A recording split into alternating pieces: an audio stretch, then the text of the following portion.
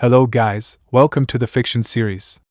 Today we are gonna see, what if Naruto was throne of the Ghost Emperor and got Harem? Part 2. If you want more awesome fanfiction like this, don't forget to hit that subscribe button. So without wasting any time, let's get into the video.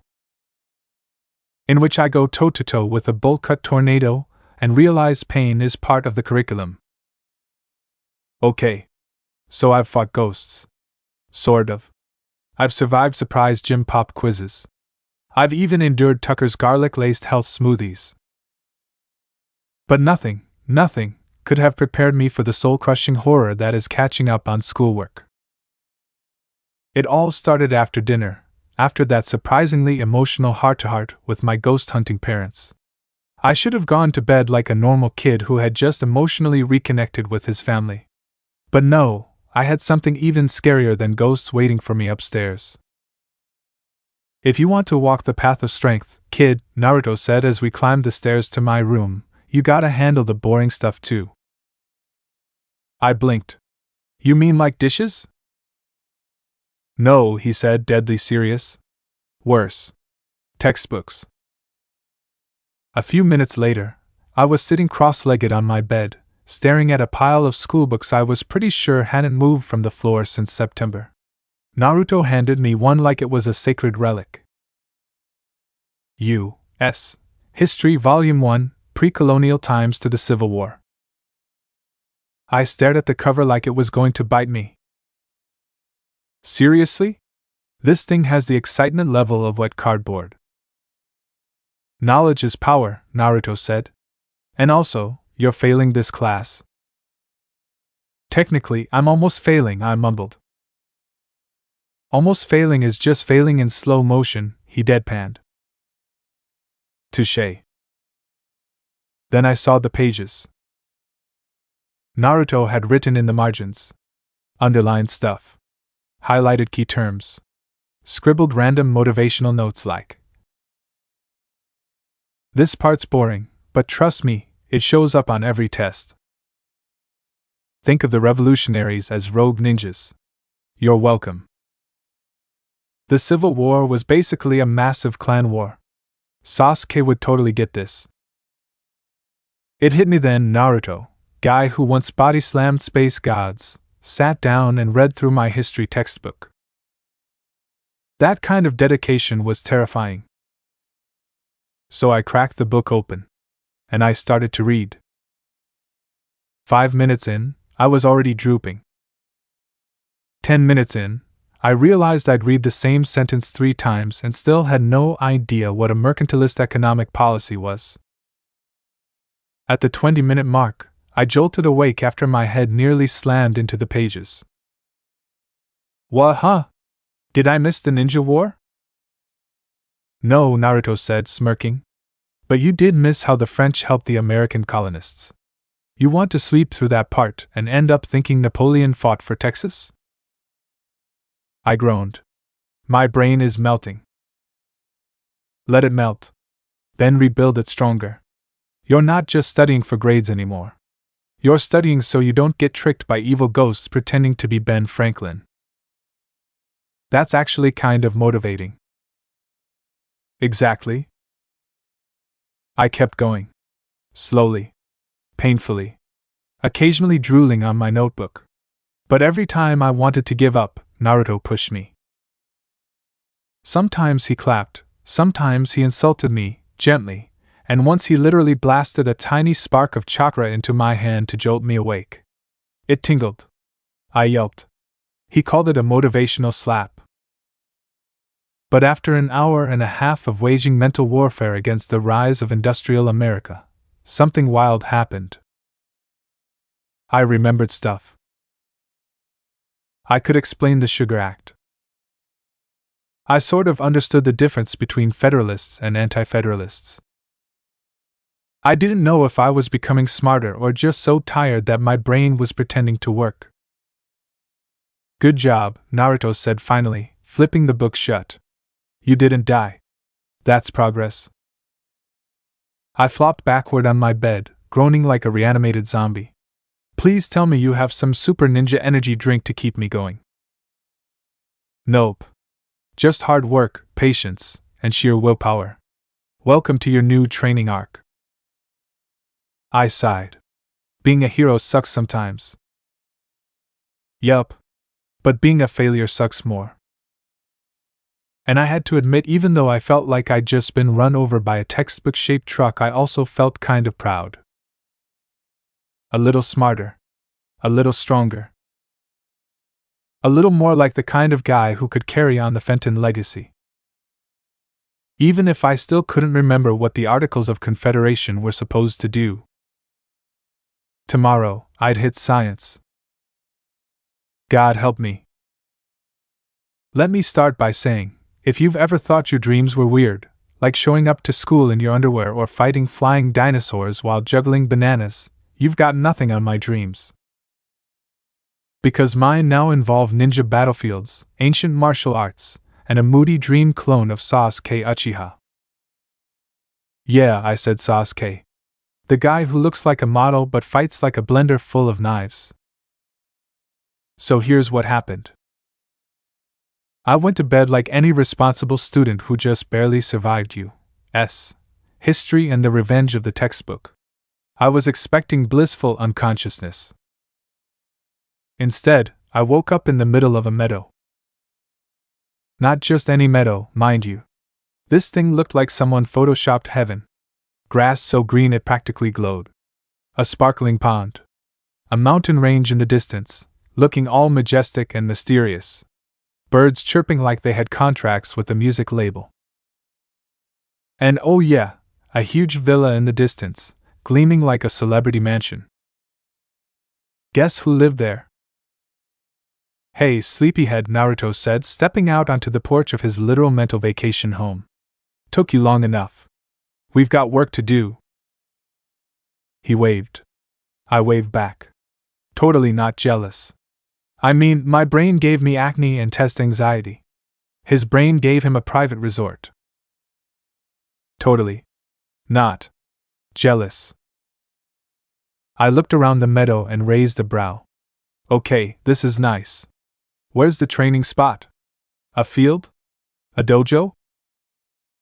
Right here, he said, grinning. The whole place is our battlefield. Joy. And don't worry. You won't feel tired here, and your body will be totally refreshed when you wake up. My time works different. You're telling me this is a video game dream where I get free XP and no muscle soreness? Exactly. I paused. I'm suddenly okay with this. Then Naruto clapped his hands. A glowing arena rose out of the meadow like something out of Gladiator. Marble walls. Flaming torches. Drama for days. In the center stood a guy with a sword and the face of someone who hadn't smiled since 2007. That's Sasuke, Naruto said cheerfully. He's complicated.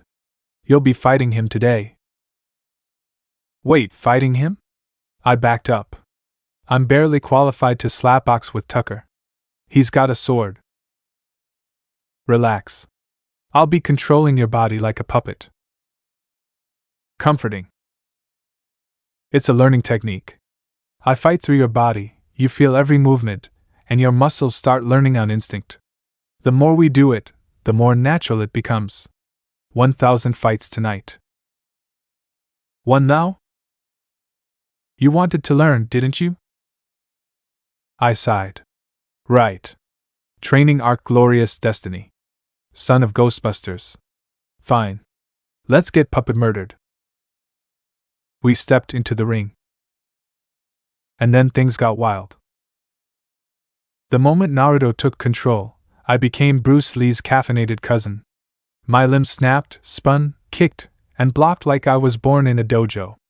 Sasuke attacked like a shadow with anger issues, his blade whistling through the air, but somehow, I was matching him.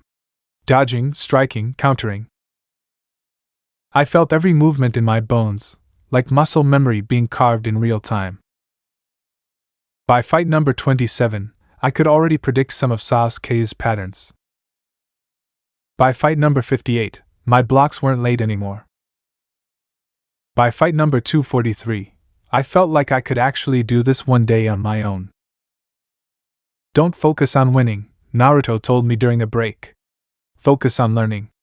How your feet shift, how your arms respond, how to read your enemy's center. This isn't about power. It's about mastery. That kind of hit me hard. No shortcuts. No ghost powers. Just raw skill, earned the slow, painful, sweaty way.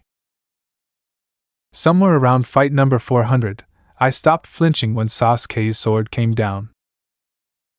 By number 678, I threw him once. Just once. But it counted. And when we reached number 1000, I collapsed in the mind grass like a training montage that had gone too long. You're a natural, Naruto said, handing me water that appeared from nowhere. A tired, sore, mind-aching natural. I can't feel my soul, I groaned. That's good. Means it's growing. I've made a lot of questionable life choices. Like the time I ate 6 chili dogs before riding a roller coaster. Or the time I told Sam her favorite horror movie was mid. But agreeing to spar with miniature Rock Lee might just take the top spot on my regrets that now hurt list. Let me explain.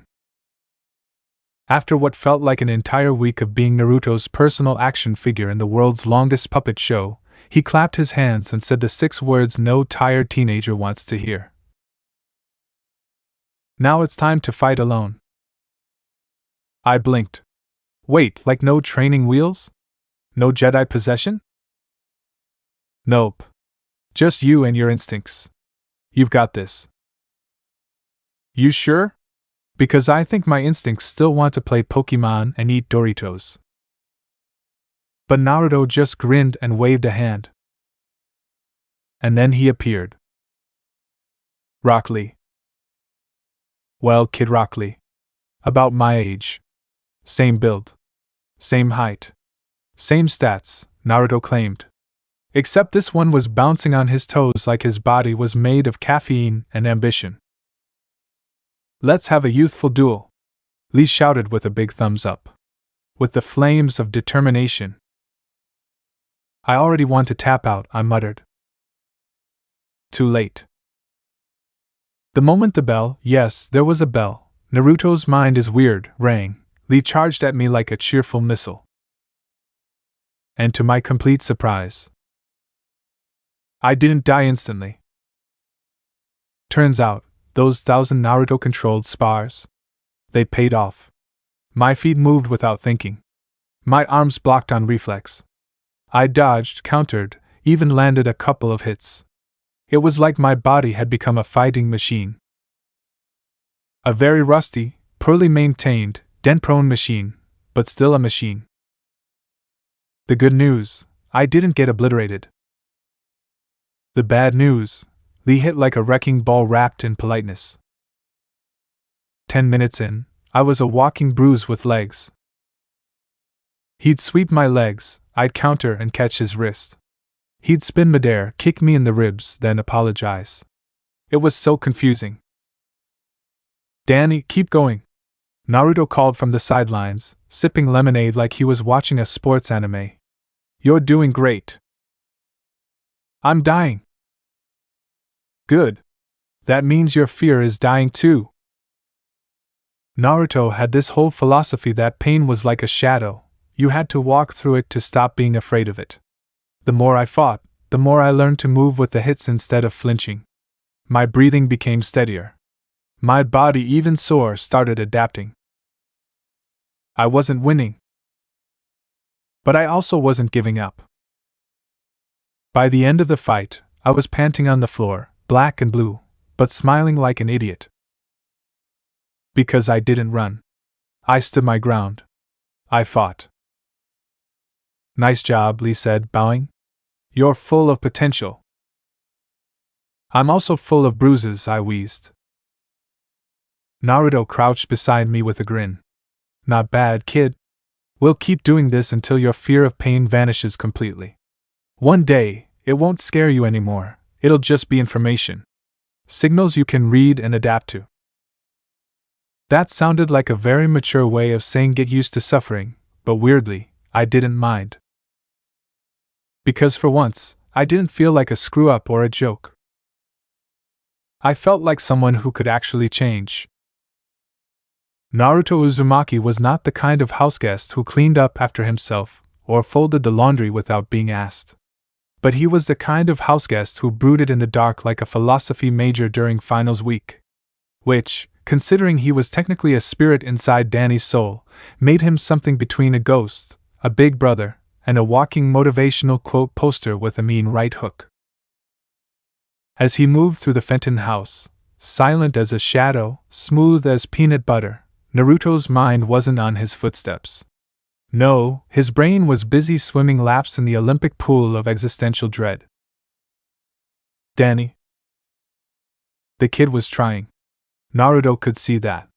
He was putting in effort, throwing punches, reading actual books. Naruto shuddered, and most importantly, not quitting. But Naruto had seen this before. Push too hard, too fast, and you didn't get a hero. You got a burnout. Or worse, a ticking time bomb with unresolved trauma and a flair for dramatic monologues. Fear and pain aren't teachers. They're just tools, Naruto muttered, mostly to himself, as he reached the living room. Tools I've been leaning on way too much. Danny was still a kid. One with dark circles, shaky test grades, and a disturbing talent for falling downstairs. If Naruto wasn't careful, he'd end up teaching Danny how to win fights and lose everything else that mattered. Shaking his head like he was clearing cobwebs, Naruto flicked his wrist. A shimmer of chakra-threaded illusion wrapped around his body like a second skin. Add a hoodie, some casual jeans, and a dash of ancient ninja stealth technique no jutsu, and boom. Invisibility achieved. It was time to hustle. Out in the city, night had fully claimed the sky, painting it a deep, dramatic black that screamed something sketchy is happening. Neon lights flickered across puddled sidewalks. People bustled by, unaware that a living, breathing force of chakra-fueled vengeance was prowling above their heads like a very judgmental rooftop cat. Naruto's eyes glowed faintly as he perched on the edge of an apartment complex, his senses sweeping outward like sonar. There you are, he whispered. Target locked. A warehouse near the docks, crawling with men whose criminal records probably had their own zip codes. Naruto didn't need a warrant to know these guys weren't exactly volunteering at soup kitchens. He could feel it, the malice, the hunger for power, the way their chi bent unnaturally. Which, according to Naruto's morally justified crime chart, meant these guys were about to make a donation to the Save DannyPhantom Foundation. 10 minutes later. The warehouse was officially one ninja short of being an action movie. Naruto moved like smoke, flickering between shadows, dodging bullets, disarming thugs, and offering unsolicited life advice between roundhouse kicks. You should invest in therapy. Wham! Crime is not a retirement plan. Bang crack. Hitting a teenager won't fill the void in your heart. Within moments, the bad guys were tied up like discount sushi rolls, courtesy of Naruto's chakra strings.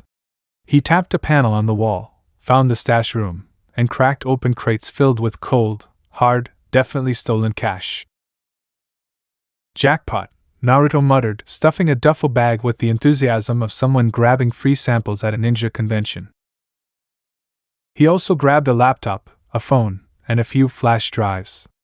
Information was just as valuable as money, maybe more so. With these, he could start building a network. The kind of network Danny would need one day. Because being a hero wasn't just about throwing punches. It was also about being prepared, knowing your enemy, and having enough resources to not wear the same hoodie 3 days in a row. As the stars wheeled overhead, Naruto stood on a rooftop, the duffel bag over his shoulder, and the wind tugging at his hoodie. He still had doubts. He still feared what might happen to Danny, especially when the supernatural finally came knocking. But tonight, he had done something. Secured a foothold. Bought them all time.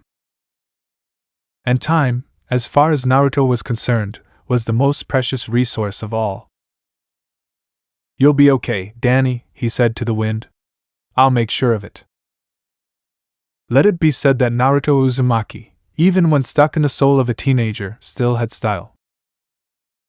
After leaving the warehouse with a duffel bag full of unethically sourced donations, he returned to the Fenton house long enough to store it the way any responsible ninja spirit would, by drawing an intricate storage seal directly onto Danny's back.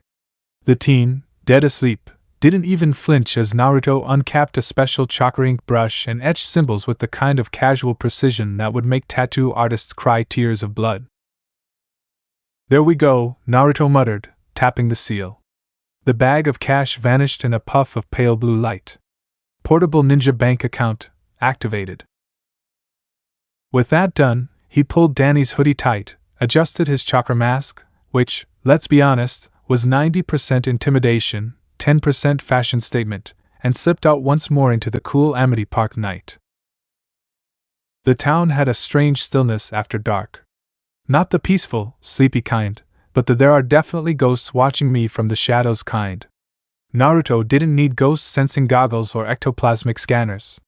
His chakra-connected senses painted the world in layers of light and darkness.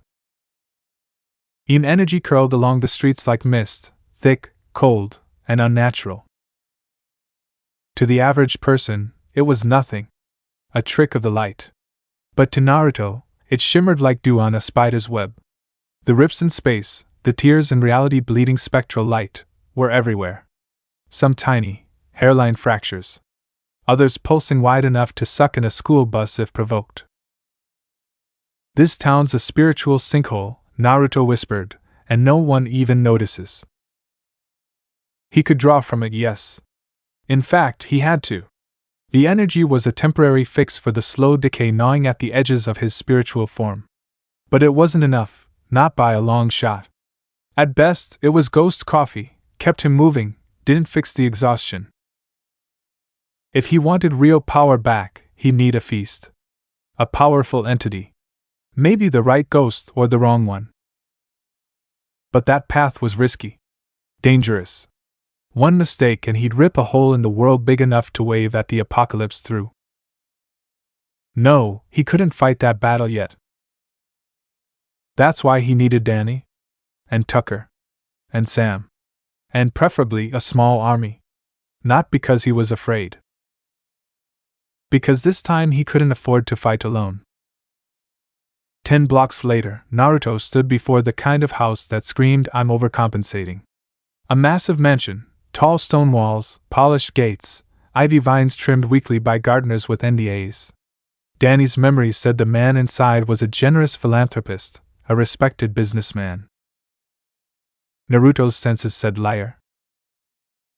Corruption clung to the air like cheap cologne, thick, sour, and unmistakable. This wasn't just a bad guy. This was a long game. Scaling the wall was trivial. Dogs didn't bark. Cameras glitched for exactly 6.3 seconds, just enough time for a masked teenager to become a ghost story. Naruto moved like memory, flickering through the courtyard, shadow walking through moonlight and leaf cover. His hands moved on muscle memory. Every step, every breath, was a lesson written into Danny's muscles. Reflexes that would remain once the boy woke up, like muscle ghosts. This is how you move, Danny, Naruto thought, slipping under a motion sensor. Quiet. Sharp. Controlled. You're not just fighting ghosts. You're becoming one. Inside the mansion, he breezed past marble staircases, overpriced chandeliers, and hallway art probably bought to launder money. Security systems? Child's play. Pressure plates? Old news. Hidden lasers? Cute. Finally, he reached the master bedroom. The air was heavy with false peace. A king-sized bed fit for royalty, silk sheets, and the quiet hum of two people dreaming. Naruto moved to the woman first, young, beautiful, sleeping soundly beside her sugar daddy-turned-crime lord. She was innocent in this. A gentle pulse of Yin chakra into her system ensured she'd stay in dreamland while he did what needed doing. Then came the man.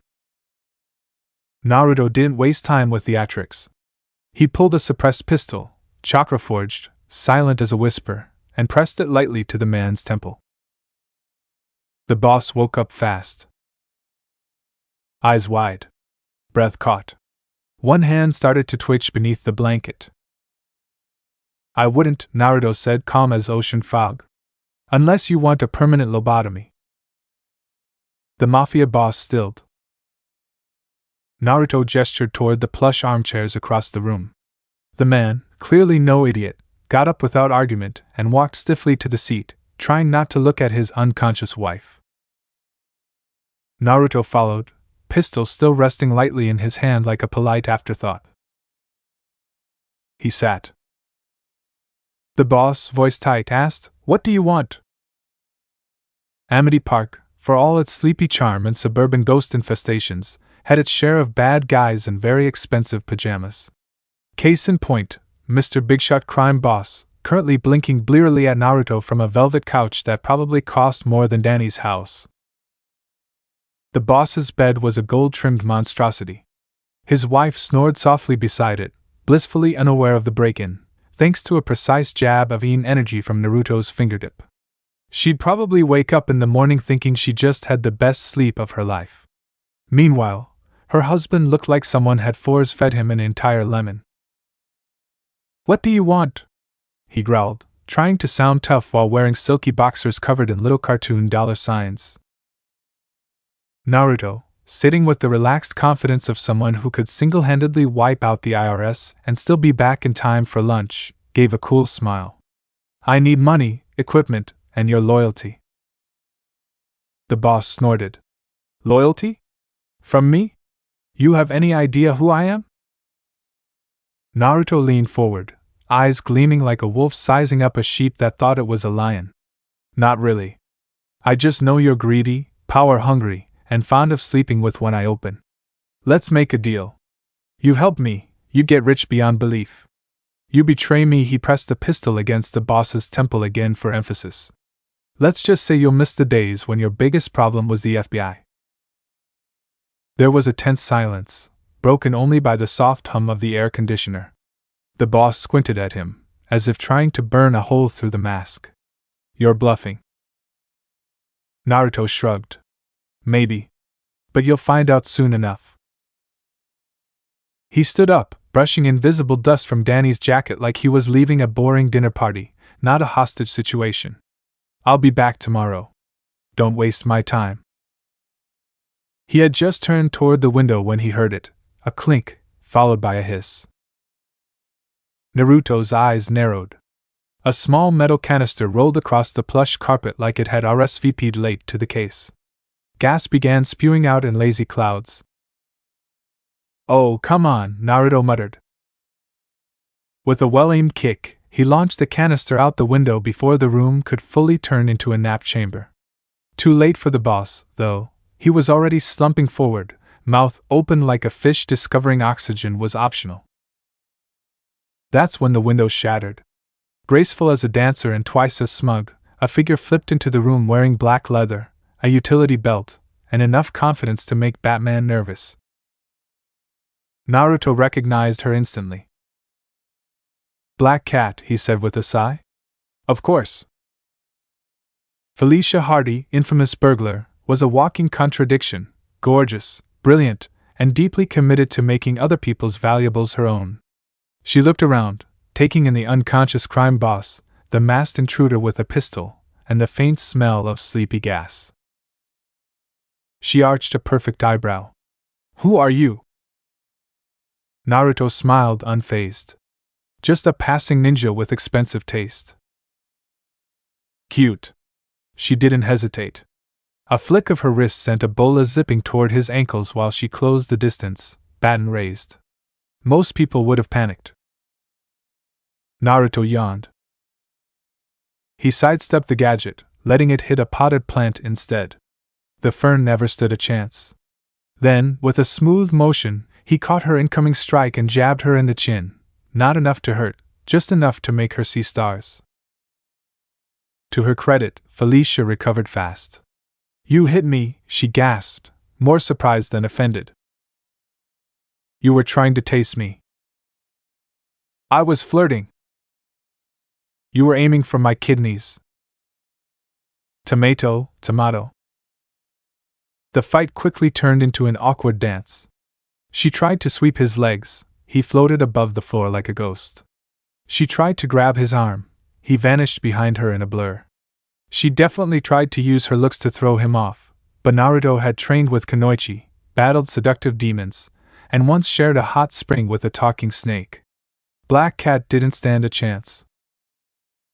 Finally, with a sigh of mild annoyance, he grabbed her by the collar and gently yeeted her out the window.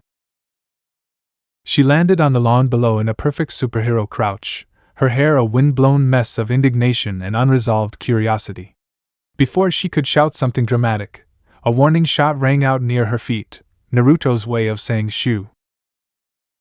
And right on cue, the mansion's guards woke up from their collective donut comas and began pouring out the doors, shouting and brandishing flashlights. Felicia glanced back at the window, now empty, and muttered, "I hate mysterious guys with weird powers." Still, as she vanished into the shadows, one thought echoed in her mind like a song stuck on repeat. Who the heck was that guy?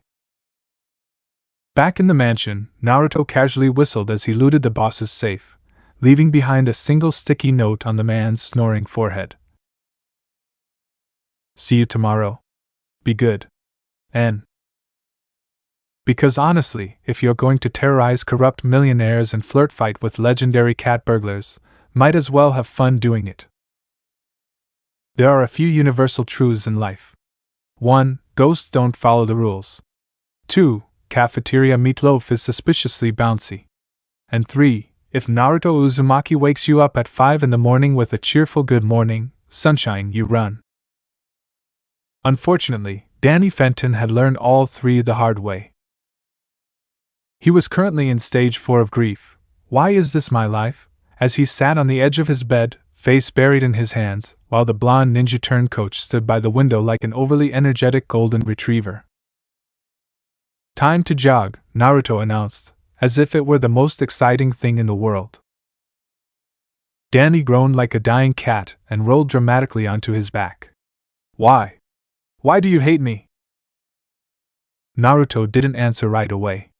He just smirked, that smirk, and crossed his arms like he was watching the setup to a particularly entertaining prank. That only made Danny more paranoid. Naruto's silence had the exact same effect as ominous background music in a horror movie. And then, the dream hit him again. Danny had just been having the best dream of his life. He was floating through space, in a spaceship. Not a beat-up school bus, not a giant toaster, a legit spaceship. He was an astronaut, for crying out loud. NASA was calling. He was chosen. And then, the stars went out. Why? Because Naruto's face, yes, his actual face, appeared in the sky like some kind of celestial screensaver gone wrong. Well, hello there, Danny, Dream Naruto had said, his grin so wide it could have eclipsed Saturn. How about a mission? Danny jolted awake in cold sweat, heart pounding. This has to be divine punishment, Danny mumbled, curling into a ball. Did I anger God? Forget to recycle? Enough with the theatrics, Naruto said, clearly unaffected by Danny's existential spiraling. We've got a long way to go before you're ready for the real challenges. Danny cracked one eye open suspiciously. The real challenges? What exactly have these been? The tutorial? Naruto shrugged. Don't worry about it. Which, in Naruto speak, meant, worry about it constantly until your next therapy session. Then the ninja grinned and added, besides, I've got something for you, a little reward for your hard work. Danny, still in the fog of sleep deprivation and mild trauma, blinked. Wait. Rewards? Like candy? Naruto shook his head. Better. Points. Now Danny was awake. Points? For completing tasks? Jogging every day? 1 point. Completing major objectives? 5 points minimum. You can trade them for knowledge, skills, equipment, even cash. He said it so casually, like Danny wasn't about to become the protagonist in some twisted RPG side quest. Danny sat up straighter, rubbing the last bit of sleep from his eyes. Okay, I'm listening. What can I get for 1 point? Naruto smiled, too sweetly. Air. Danny stared. Air? You need at least 5 points for something worthwhile, Naruto said with the smug satisfaction of someone who just taught a kid that taxes exist.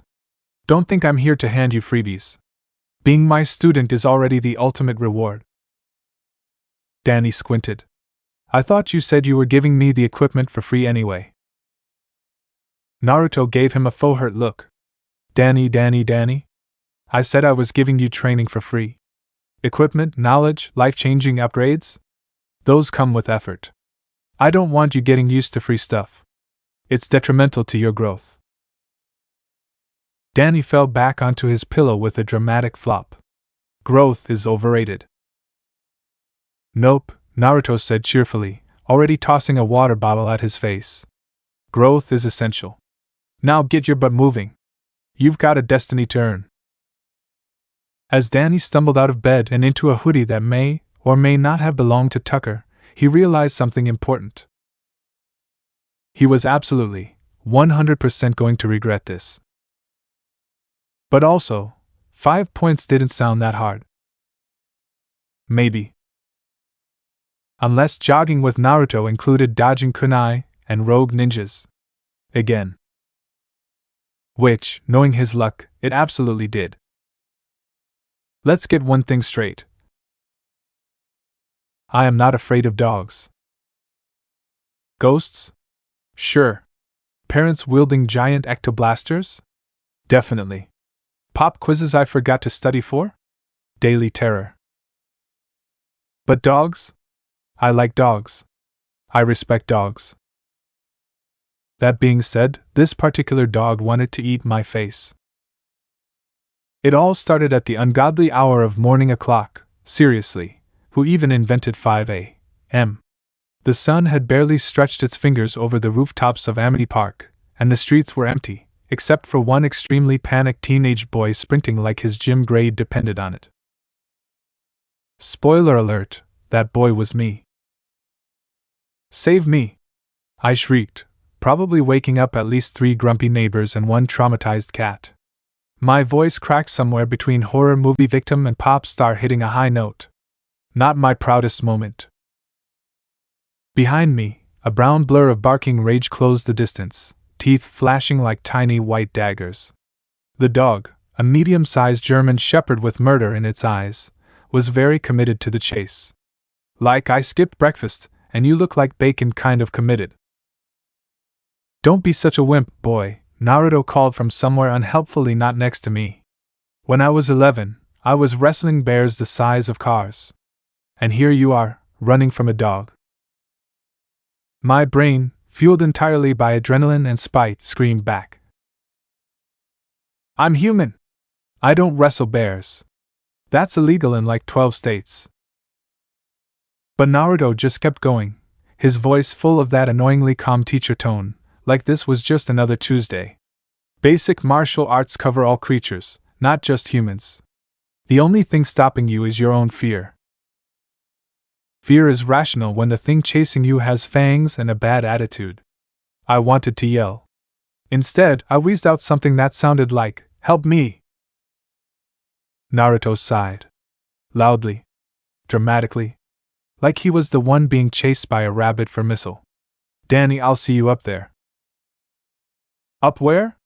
I gasped, my lungs threatening to file a lawsuit for abuse. But he was gone. Probably leaped onto a rooftop or something ridiculous. Because of course he did. Meanwhile, I was halfway to cardiac arrest, legs turning to noodles, stomach cramping like I'd eaten expired sushi. That's when I saw it. Salvation. A street lamp. Now I know what you're thinking, Danny, you idiot. That's not a tree, or a wall, or a safe zone. It's a pole. What are you gonna do, pole dance your way to safety? Desperate times. Desperate measures. With the dog practically breathing down my heels, I launched myself at the pole like my gym teacher had promised me an A+ and a pizza. My fingers scrabbled against the cold metal, and I somehow managed to cling to it, legs kicking wildly as the dog snapped at the air below me. It was a scene, okay? I was dangling like a Halloween decoration, sweat dripping into my eyes, and the dog barking like I owed it money. Then something clicked. Maybe it was Naruto's annoying voice in my head. Maybe it was my last night training finally kicking in. Or maybe my survival instincts realized I couldn't live on that pole forever. I took a breath, centered myself, and remembered what Naruto drilled into me the night before: stance, focus, momentum. My grip steadied. My legs stopped flailing. I dropped down. The dog lunged. And this time, I was ready. I ducked under the leap, rolled to the side, and came up in a stance I didn't even realize I knew. My arms moved on instinct, redirecting the dog's weight, and in a flash of motion that felt way too anime to be real, I had the dog pinned. The barking stopped. The dog stared at me. I stared at the dog. Did I just win? I asked. The German Shepherd gave a low whine and laid its ears back. Are you apologizing? I blinked. Then Naruto landed beside us, from a rooftop, naturally, and clapped once. See? Told you. The only thing stopping you was fear. Yeah, I muttered, still catching my breath. That and the possibility of getting mauled. Naruto grinned. You did good. 1 point. 1 point? I nearly died. You also nearly soiled yourself. But hey, progress. I glared at him. The dog licked my face. Which, honestly, was worse. Let me ask you something. Have you ever sat down in the middle of a public park at sunrise, closed your eyes, and tried to connect with the spiritual energy of the universe? While being attacked by squirrels? No? Cool. Then allow me to be your cautionary tale. So, after the dog incident, which I'm still processing, thank you very much, Naruto decided that I needed a more spiritually grounded approach to my training. Translation. Meditation. In a public park. While he hovered above me like a ghostly life coach with a ramen addiction.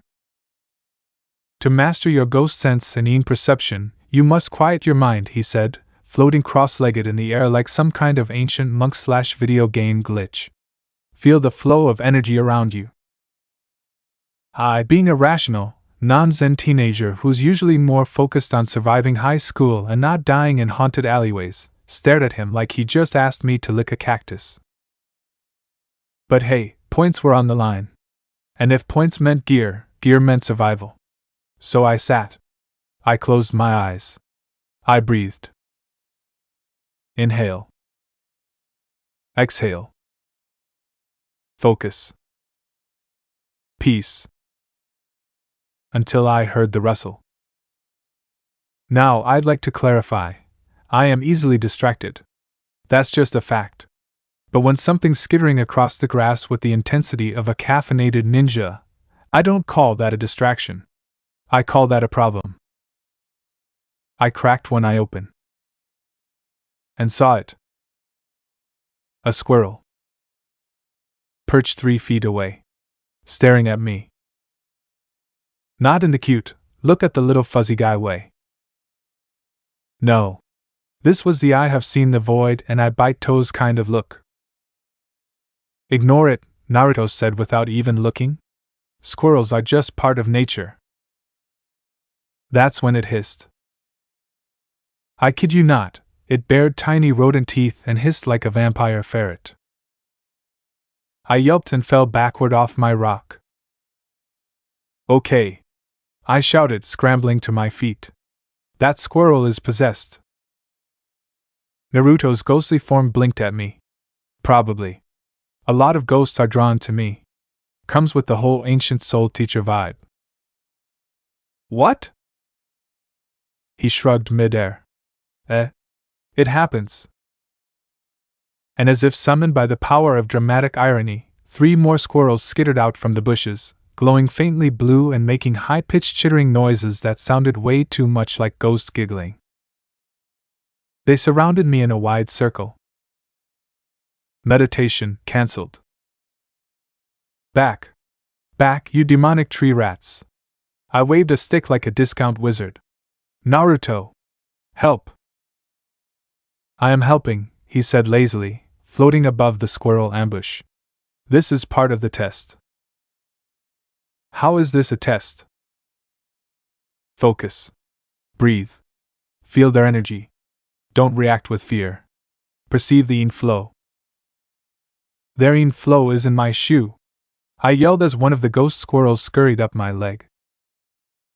Look, I'm not proud of what happened next. There was flailing. There was screaming. There was some very unheroic high-pitched yelping. At one point, I might have slapped myself in the face with my own shoe. We don't need to dwell on it.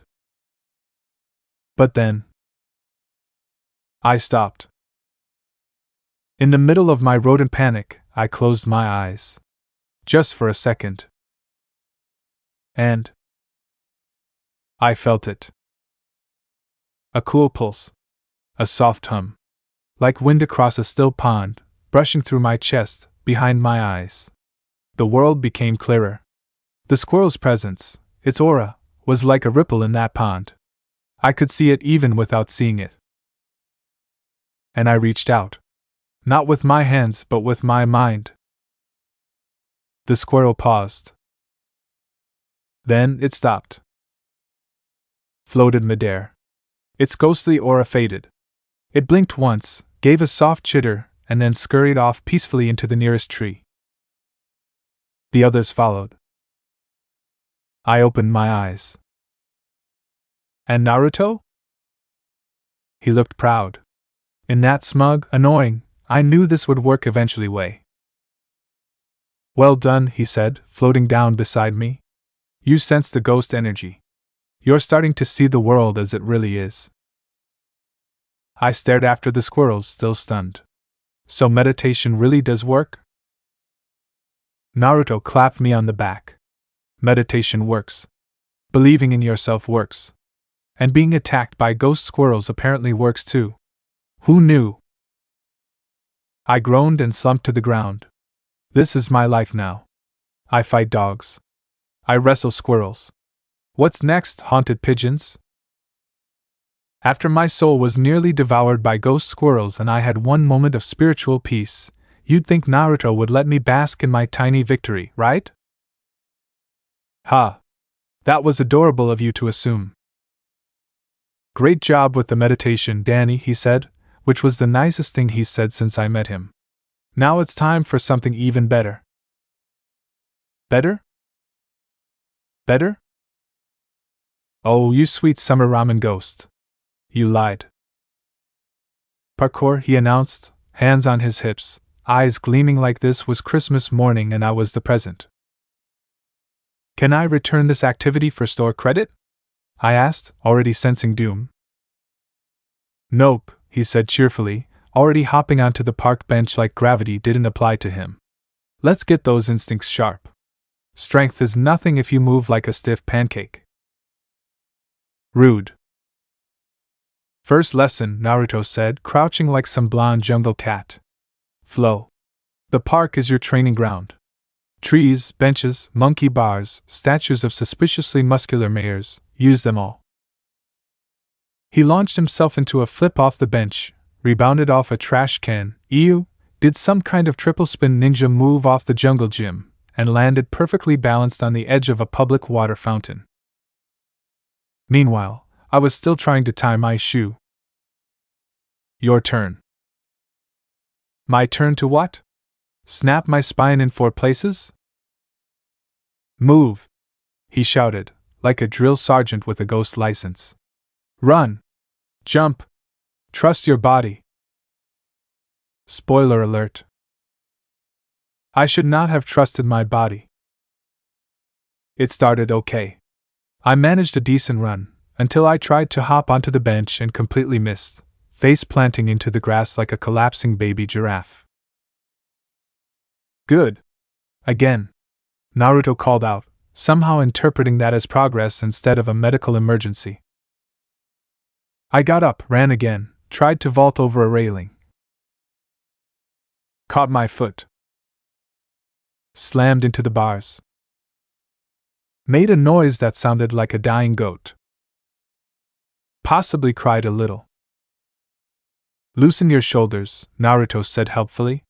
You're moving like a frightened robot. I am a frightened robot, I wheezed. But I kept going. Mainly because Naruto said I'd earn 2 points if I finished without barfing or breaking a limb. So far, I was 0 for 2. At some point, he started correcting my form mid-movement, which meant he literally phased through me as I ran, fixing my spine angle, adjusting my arms, shifting my weight like I was some kind of awkward human action figure. Lower your center of gravity. Jump off the balls of your feet, not your heels. Danny, that is a tree, not a trampoline. I don't remember much after that. Just trees. Pain. Swinging too hard on the monkey bars and landing on a goose. Sorry, Mr. Honks-a-lot. Naruto clapping gleefully while I lay on the ground contemplating my life decisions. At some point, I think I blacked out from muscle fatigue. Or embarrassment. Possibly both. When I woke up, I was sprawled on the park grass like a discarded laundry pile, every inch of me aching. Muscles I didn't know existed were staging a protest. My spine sounded like bubble wrap every time I moved. I whimpered like a wounded puppy. Naruto crouched beside me, smug as ever. Not bad. You only screamed 6 times. That's a new record. That was me trying not to cry, I muttered into the grass. He handed me a bottle of water and, to my surprise, a glowing blue orb. My first reward point. Pain is just weakness leaving the body, he said. Pretty sure pain is also your hamstrings exploding, I groaned. He smirked. Same thing. Danny's body was dead. Not like ghost dead, but the kind of dead where your muscles cry softly for mercy, and every step feels like you've aged 1,000 years. So Naruto, being Naruto, took over. After all, what were centuries of ninja training and literal spiritual enlightenment for, if not hijacking a teenager's body when it was too tired to function? He'd already dragged the body back from the park, hit the shower, thank you modern plumbing, and changed into something that didn't smell like defeat and squirrel terror. Now he descended the stairs of the Fenton household with the casual grace of someone not experiencing muscle failure. The kitchen smelled like warm heaven. Eggs, toast, sizzling bacon, probably the kind of meal warriors dreamed about after battle. Sitting at the table were the usual suspects. Maddie Fenton, beautiful, brilliant, and currently sipping coffee like she hadn't built a bazooka that could vaporize ghosts with a sneeze. Jack Fenton, human tank, tactical chaos engine, wearing a bright orange apron over what looked suspiciously like pajama pants. Possibly his only outfit. Jazz Fenton, stoic queen of the teenage intellects, nose deep in a 600-page monstrosity titled Postmortem Psychic Residue, a multidimensional bee Pisces. Naruto, perfectly impersonating Danny, except, with functioning posture and slightly better chakra alignment, walked into the kitchen with a grin. Maddie looked up and smiled. Good morning, Danny. I saw you coming back from your jog earlier. I'm proud of you. Jog. Right. Naruto had parkoured through the park like a ninja on espresso, but sure. Jog. Jack thumped his massive fist on the table, making the salt shaker jump. That's my boy. You keep that up and you'll be punching through ghosts in no time. Want me to build you some training gauntlets? Or a punching dummy filled with ectoplasm? Or an ectoplasmic punching gauntlet with dummies inside? Naruto chuckled, easing into the seat with the confidence of a man who once wrestled a tailed beast for fun. I'll let you know, Dad. Maybe next week. Jazz didn't look up from her book, but her eyebrows did lift half a centimeter. In Jazz speak, that was the equivalent of a standing ovation. Then came the food. Naruto started piling it onto his plate like he'd been possessed by a sumo wrestler. Eggs. Toast. 6 pieces of bacon. Pancakes. Fruit. Another pancake. Butter. 3 slices of honey-drizzled toast. If it was edible, it was on his plate, and some of it was on other people's plates. He started devouring it like a starving anime protagonist. You know, the kind with sparkles and zoom lines around their face. The sound effects might as well have been included. Everyone stopped eating to watch him. Even Jazz blinked. What are you doing?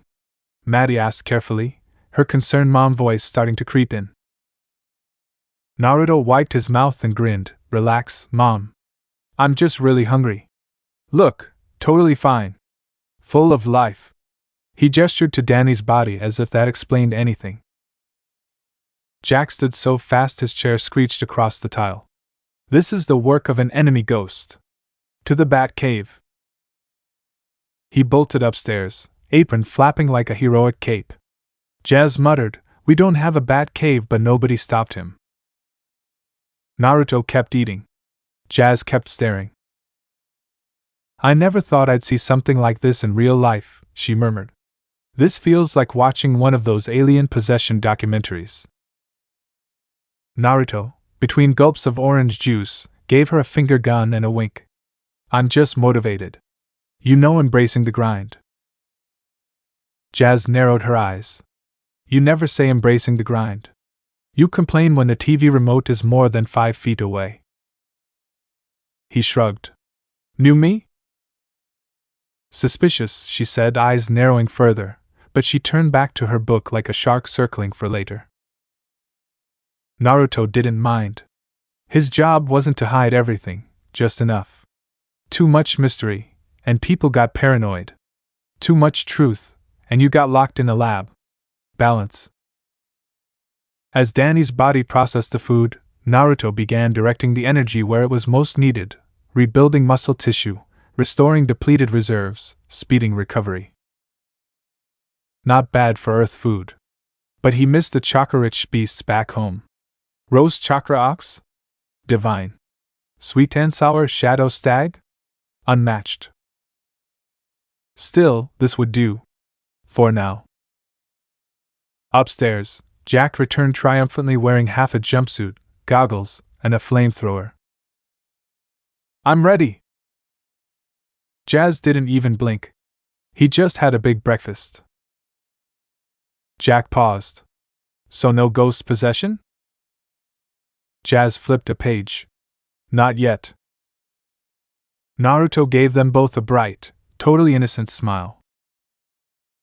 Pass the syrup?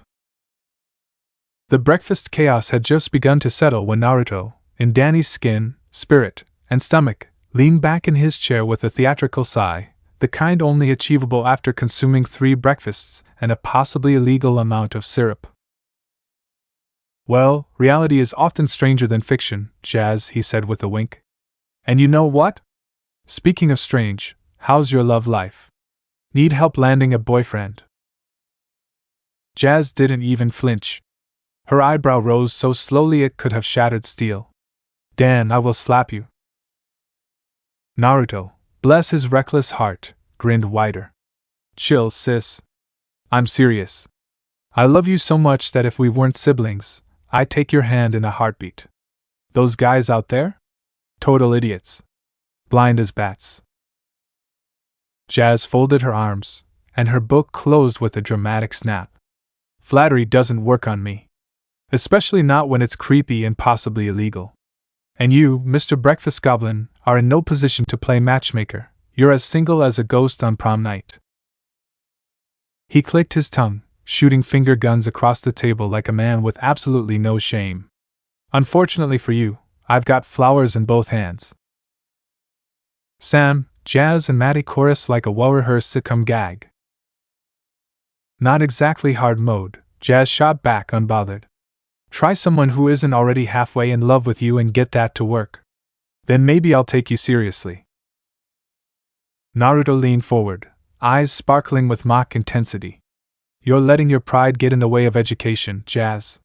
And as your loving younger brother and totally unlicensed dating guru, I hereby offer you a once-in-a-lifetime deal. He paused for effect. Let me date you. Jazz choked on her orange juice. Maddie calmly turned a page of the newspaper like this was just a Tuesday. I'm sorry, Jazz said, dabbing at her mouth. Did you just suggest? Fake date, Naruto clarified with the gravitas of a man announcing a peace treaty. For a week. I'll show you the art of male psychology. How to read them, how to deal with them, how to break them down to emotional jelly. You'll be unstoppable. Jazz gave him a long, measured stare, the kind of stare usually reserved for haunted dolls and unmarked ghost portals. You're betraying your kind. Naruto placed a hand over his chest, eyes twinkling. I was never one of them. Jazz sighed like someone who'd accidentally opened Pandora's box and then decided to keep it as a footrest. Fine. You pull this off, and I'll buy you a PS3. Naruto's eyes lit up. Throw in a second controller, and you've got a deal. Don't push your luck, Casanova. Deal. We start tomorrow. Today's busy. Jazz stood slowly, her book tucked under one arm, but her expression lingered in the realm of confused suspicion. Naruto, or Danny, had been a walking poster child for awkward teen syndrome just yesterday. Now he was flirting like he had a PhD in sass and a minor in boldness. She grabbed her bag and paused at the doorway. Take care at school, Danny, she said, her voice laced with dry amusement. Try not to get bullied. Naruto gave her a salute with a toast triangle. I'll try not to obliterate anyone with charm. As Jazz walked out the door, she could feel the grin still lingering on her brother's face. Or whoever was in there now. Something was definitely up. Okay. So picture this. You're sitting at your kitchen table, casually chewing on a piece of bacon like a normal teenager who didn't just get possessed by a dead shinobi superghost/ninja warrior. Your sister is walking out the door, muttering something about emotional manipulation and PS3s under her breath. Your dad is yelling from the basement about ectoplasmic interference in the waffle iron. Your mom is sipping coffee and smiling like this morning is completely normal. And you? You just came back into your body after Naruto borrowed it without asking, and somehow left it stronger than he found it. Yeah. Welcome to my life. 1 second I was floating in the corner of my own brain like a sleepy little ghost blob, and the next, bam! I'm back in the driver's seat. My eyes blinked open, my hands still wrapped around a now empty plate. Seriously, how much did he eat? I shifted in my chair, and that's when I noticed it. The soreness? Gone. Completely.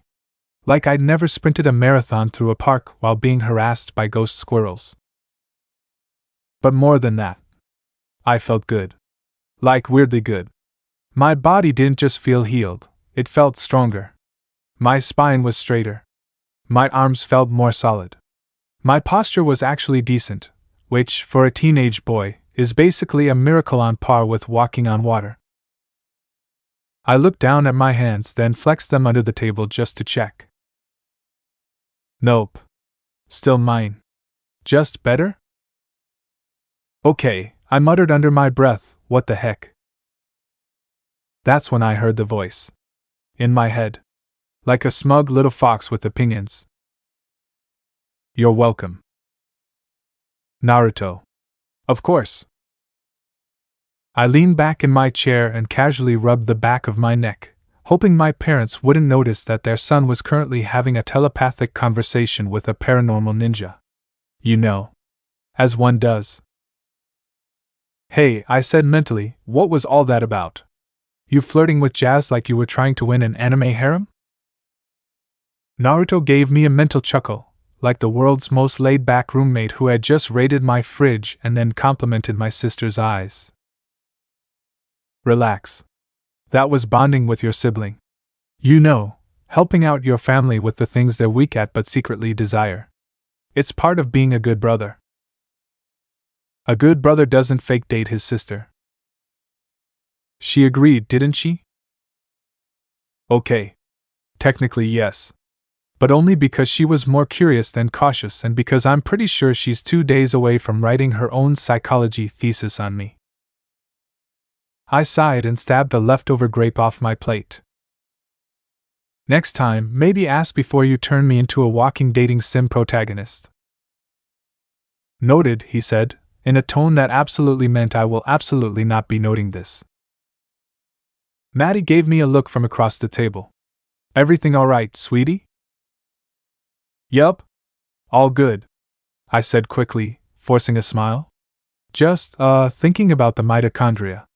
You know. Powerhouse of the cell. Love that guy. She raised an eyebrow, clearly unconvinced, but went back to her coffee. Crisis barely averted. Inside, Naruto snickered. You're welcome for the muscle upgrades, by the way. I cleaned out the spiritual gunk in your shoulders. You were walking like a hunted shrimp.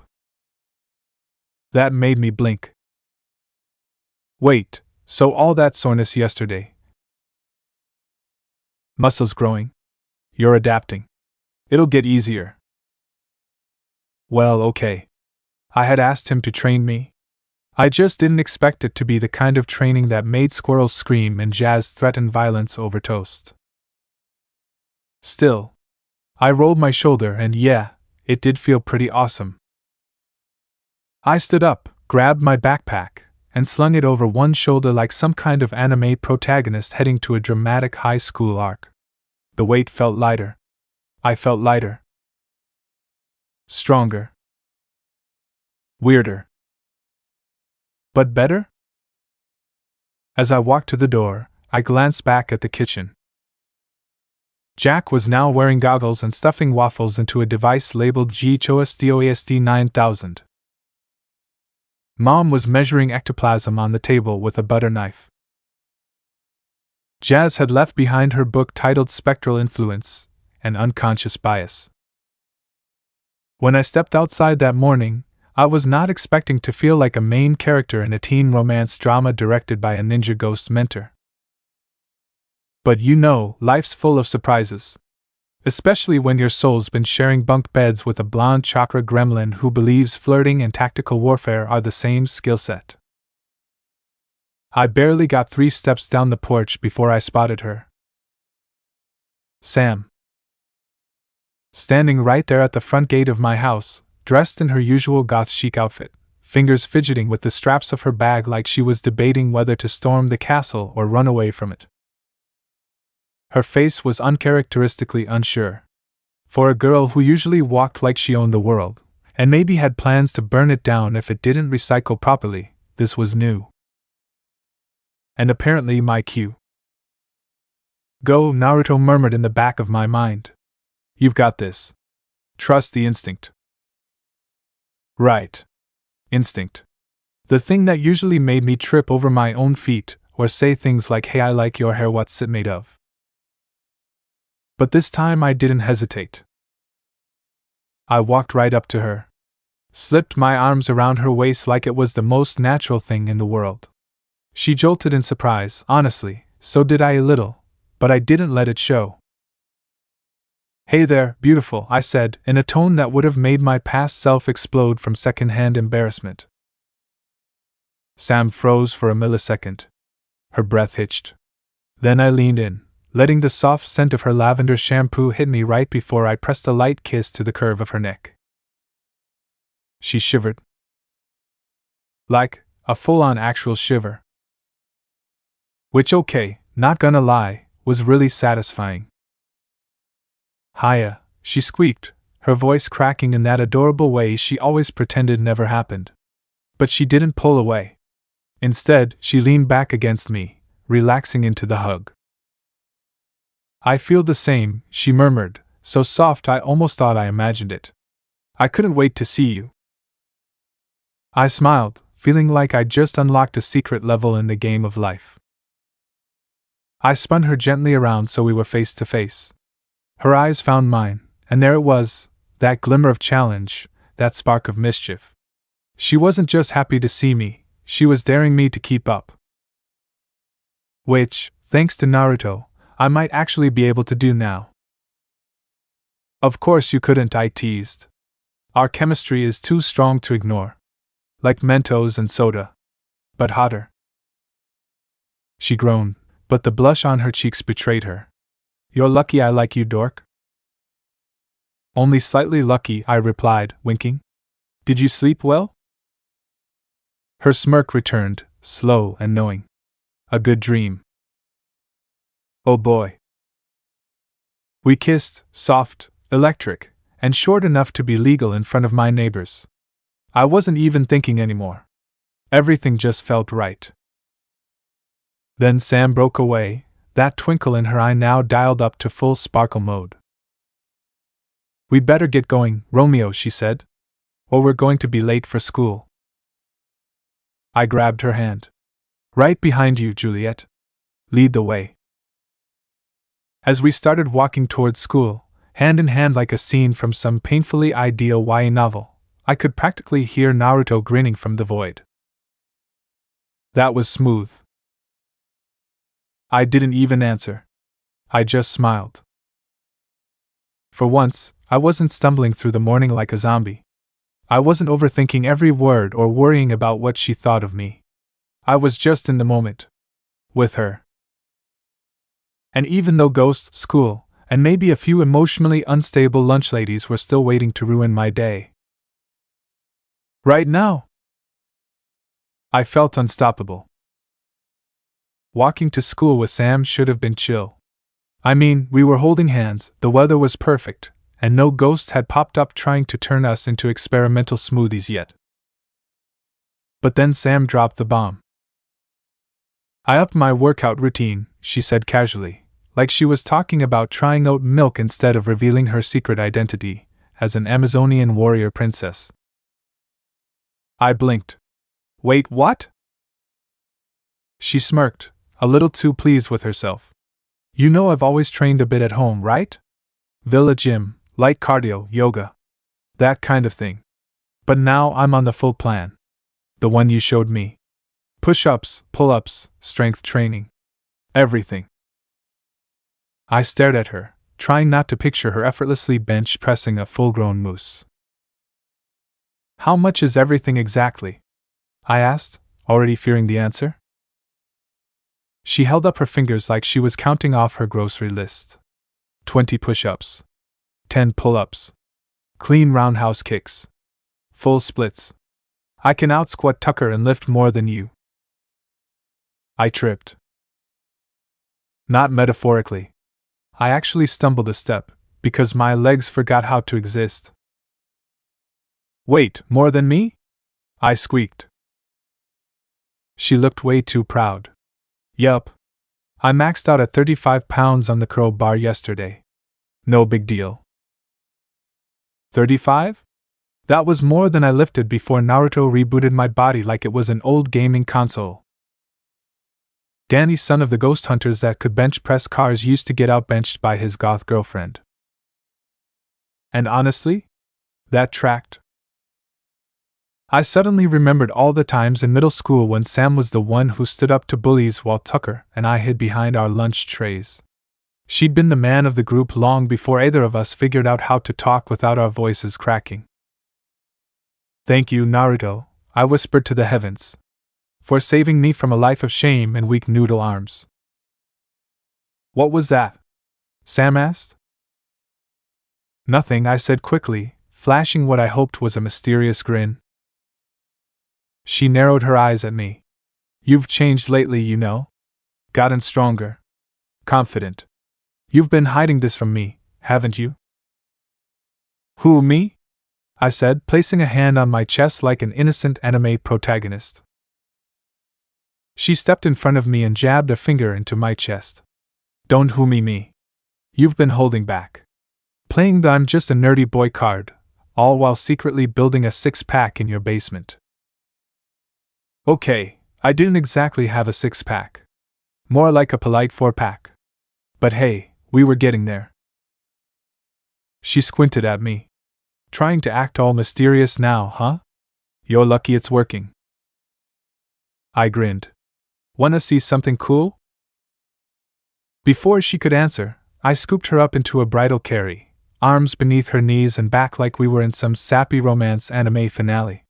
And she gasped. I mean, really gasped. Danny. See? I said, giving her a wink as I casually strolled forward with her in my arms. Told you I've been working out too. Her face was caught between shocked, impressed, and I swear if you drop me I will kick you into next week. But she didn't protest.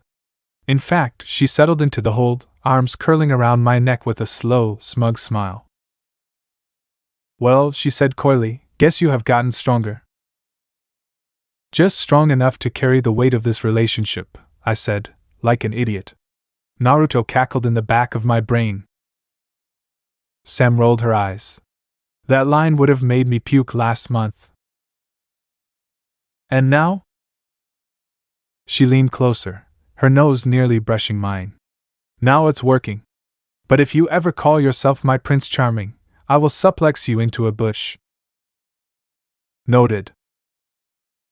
We walked like that for a bit, Sam in my arms like a goth queen surveying her kingdom, and me just trying not to trip over any uneven pavement and ruin the moment. For the first time in a long time, I didn't feel like the weak link in our trio. I felt like her partner.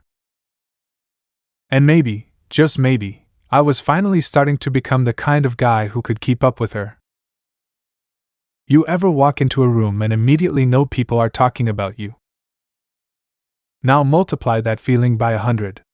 Add a hallway full of teenagers, sprinkle in yesterday's chaos, and toss in a girlfriend who's basically a gothic supermodel, and you've got my Monday morning. Whispers rippled through the crowd like waves crashing against a cliff. Is that Sam with Danny? Didn't he punch Dash? No way. Pauline looked like she wanted to die. Fenton's finally snapped. Or got possessed again. You know, normal teenage commentary. Sam, of course, looked completely unbothered. She strolled beside me like she was modeling for Vogue, Ghost Hunter edition. Hair down, outfit sharp, and eyes daring anyone to say something out loud. Honestly? She might have been the scariest thing at school today, and that's counting the literal ghost dog we fought last week. Me? I was trying not to sweat through my shirt. They weren't gawking because I was awesome. No, they were waiting for a show. The same way you'd stare at a sheep who'd wandered into a lion exhibit. And unfortunately, I was the sheep. And Dash was the lion with biceps the size of watermelons and the IQ of said fruit. They want to be down, I realized grimly. They're hoping I get wrecked in front of Sam so they can post it online before second period. I clenched my jaw, forcing myself to breathe. That's when I heard Naruto's voice echo faintly in the back of my mind, all smooth and smug like a shonen protagonist who knew he was about to pull a fast one. Pick a fight. Get creative. Oh sure, easy for him to say. The last time I tried to get creative in gym class, I face-planted into a volleyball net and ended up tangled like a human pretzel. I turned to Sam, my North Star in this teenage minefield. If I hypothetically beat one of those walking protein shakes today, I muttered, how do I make sure it sticks? Like, how do I keep them from turning it into Danny cheated or I slipped on a banana peel? Sam's eyes lit up, and for a second, I saw the mastermind she really was. You want leverage, she said. Humiliate them smart. Win and record it. Post it, even if just as a rumor. Let the school know that you, Danny Fenton, made them eat dirt. The more people who believe it, the harder it is for them to lie about it later. I blinked. That's actually brilliant. Cold. But brilliant. She smirked. Cruelty is a tool. Just use it against people who deserve it. Honestly? That moment right there? Sam was 10 times scarier than Dash. Thanks, I said, heart thumping from the adrenaline, or maybe the fact that her fingers were still laced with mine like we were starring in a slow burn romance anime. Her eyes sparkled with something unspoken, and I realized she was waiting for more. Oh. Right. I leaned in and kissed her forehead, a simple thing, really, but it felt like planting a flag.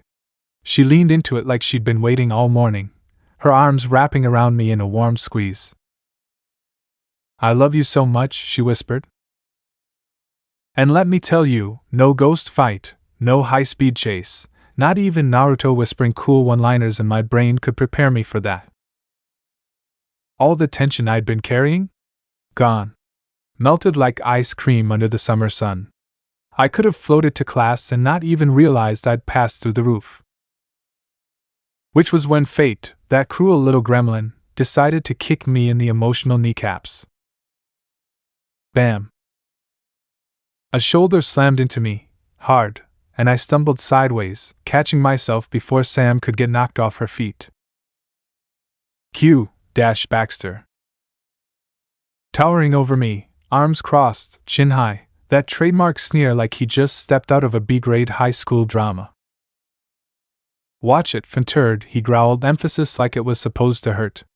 Or did you forget who owns this school?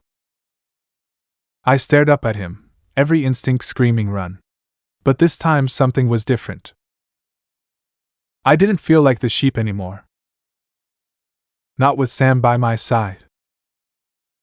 Not with Naruto in my head. Not with my limbs feeling solid for the first time in my life. I clenched my fists, lifting my chin to meet his stare. Before I could say anything, Sam was already cupping my face. Gentle. Reassuring. Like I was her weapon, and she was sharpening me with kindness. It's okay, she whispered. With time he'll know his place. The hallway tension followed me into class like a storm cloud with commitment issues. It didn't help that I was still buzzing from Dash's not-so-subtle shoulder tackle. The guy hit like a fridge with anger issues. Sam and I parted at the door with a lingering look, hers calm and encouraging, mine resembling a panic-stricken squirrel. And then I saw her. Paulina. Sitting in her usual front row seat, glowing like someone airbrushed her into existence. Her hair was perfect, her makeup flawless, and her outfit said, "I woke up like this, peasant." She didn't just look pretty, she looked like she'd been handcrafted by ancient gods who had very high standards. Also, she looked furious. Her eyes met mine, and if looks could kill, I'd be halfway to the afterlife. Paulina didn't just glare at me. She glared with the intensity of someone who'd been personally betrayed by a low-budget soap opera plot twist. And yeah, okay, maybe part of me still melted a little inside. She's so beautiful, I thought, like a complete moron who had apparently forgotten he was dating someone that could suplex a vending machine. That's when he spoke. Just improve, and she'll be with you. Trust me, I know all kinds of women. The voice came from deep in my skull, like someone had plugged Naruto into my brain and turned the dial to BP sensei mode. He always had this weird mix of honesty, experience, and what did you just say to me? And somehow it worked. You don't mind me doing that? I whispered in my head. Even with Sam here? That's your choice. I don't care about relationships like that. But don't get stupid about it. Wow. Okay. Thanks, Naruto, spiritual guide and relationship nihilist. Still, his words echoed in a weirdly tempting way. Paulina, queen of the school, actually used to make my heart skip entire semesters. And now, after everything, After ghost fights, powers I still didn't fully understand, and Sam practically rewriting my definition of ride or die, there was still a spark in my chest when Paulina looked at me. Even if that spark currently wanted to incinerate me. I slumped into my seat, my emotional stability resembling a dropped Jenga tower. How was I supposed to handle this? Sam was amazing. Like, emotionally complex, dark-humored, secretly soft, and occasionally terrifying. She challenged me, believed in me, held my hand when I was scared and, oh yeah, could literally kick my butt at push-ups now. But Paulina? Paulina was the dream I'd carried since middle school. The girl who could have smiled once and sent me floating into orbit. The idea of being noticed by her? Of being wanted? Yeah. That was a hard daydream to just throw in the trash. Especially now that Naruto, the cosmic mix of therapist and martial artist, had basically said go for it, if you dare. Spoiler, I did not dare. Yet. I glanced at Paulina one last time. Her arms were crossed, her eyes still spitting fire, and her lips pulled into a flawless pout of royal-level disdain. And just like that, my brain short-circuited. What am I doing? I have a girlfriend. A really great one. Who supports me anyway, and could probably lift me like a protein bar. But the old feelings didn't just vanish. They lingered like a pop quiz you forgot about. And worse, Paulina noticed me now. After all this time, she actually looked at me like I mattered. Like I was something more than the weird kid who always got hit by flying objects. There are few things more soul-crushing than trying really hard and still sucking at it. That was me during first period. There I was, sitting at my desk like some kind of discount honor student, furiously scribbling down everything the teacher said, nodding like I actually understood what mitochondria did besides being the PowerPoint meme. My pencil moved fast enough to make my wrist ache, and I had 3 different highlighter colors out like I was prepping for battle. And yet, I knew deep down that I wasn't actually learning anything. I didn't know what half the terms meant. My notes looked like they were written during an earthquake, and at least twice I copied the board so fast I forgot to actually read what I wrote. It was like trying to run a marathon with roller skates on. Motivated? Yes. Capable? Not so much. This is the worst part of all this, I thought bitterly, tapping the eraser against my temple. I want to stand out, I want to be impressive, but I can't even follow the lesson. It burned, more than I wanted to admit. I wasn't dumb. At least I hoped not. But catching up to the rest of the class when you've spent the last year sneaking off doesn't leave a lot of time for studying. Especially when your GPA looks more like a ghost's heartbeat, flatlined and spooky. But hey, baby steps, right? This was just one part of the plan. Naruto had drilled it into my head over and over again. Improvement isn't always flashy. Sometimes it's slow. Sometimes it feels pointless. But you keep going anyway. Even when it sucks. And oh boy, did it suck. To make matters worse, every now and then, every few minutes, really, my eyes would drift. To her. Paulina. She was sitting across the room, framed by sunlight like some kind of idol of academic superiority. Her hand moved gracefully across the paper, her posture flawless, her lips pursed in concentration. Every now and then she'd flip her hair or sigh dramatically and I'd. Focus, Danny. Focus. I snapped my head back to my notebook. Tried to remember what a ribosome did. Or what a cell wall was. Or if I could somehow punch my way into understanding mitosis. I knew I was being obvious. I felt it. Because to my left, I could sense the icy chill of observation. I turned slightly, and yep, there was Sam. Sitting beside me, pretending to take notes, but very clearly noticing every one of my not-so-stealthy glances. She didn't say anything. That was the terrifying part. No sarcasm. No sharp jab to the ribs. No eyebrow raise. Just silence. That meant she was thinking. And let me tell you, a thinking Sam was 10 times more dangerous than a sarcastic one. Was she jealous? Hurt? Planning to murder me with a binder clip and chalk dust? I had no idea. I like Sam. A lot. But the leftover emotions I had for Paulina were like old ghosts, hard to shake off even when they weren't haunting you anymore. So yeah? I sat through the rest of class, pretending to learn about cells, all while battling the horrifying triple threat of academic inadequacy, confused romantic feelings, the soul-piercing silence of a goth girlfriend with excellent hearing. By the time the bell rang, I was sweating more than I did during ghost training.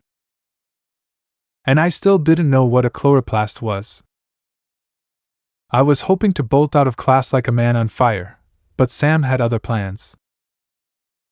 Before I could even think about making a break for it, she caught my arm with that calm, silent intensity that said we're going to talk now and you're not going to like it. You know, the way moms look at you when they already know you broke the vase. Danny, she said. Yup. Full name. No smirk. No nickname. Just Danny, the universal signal for you're in trouble, buddy. Wanna grab lunch? I asked, hoping food would distract her. She didn't budge. Instead, she took me to a quiet corner just outside the classroom, near the lockers, away from all the gossiping teens and suspicious stares. She folded her arms, black nail polish gleaming, and fixed me with a look that could cut through solid steel. My stomach immediately began doing gymnastics. You were staring at Paulina, she said, voice low and even. Not angry. Not sad. Just stating a fact. And that somehow made it worse. I swallowed. Okay, before you say anything else, can I get a lawyer? Or maybe a life coach? Sam raised one eyebrow. Danny. Panic mode activated. I turned to my imaginary headset and whispered, Naruto. Buddy. Big bro emergency. Help. There was a brief pause in my head, followed by Naruto's ever-chill voice dropping like a bomb. If you can't handle the heat, then you shouldn't be thinking about a harem.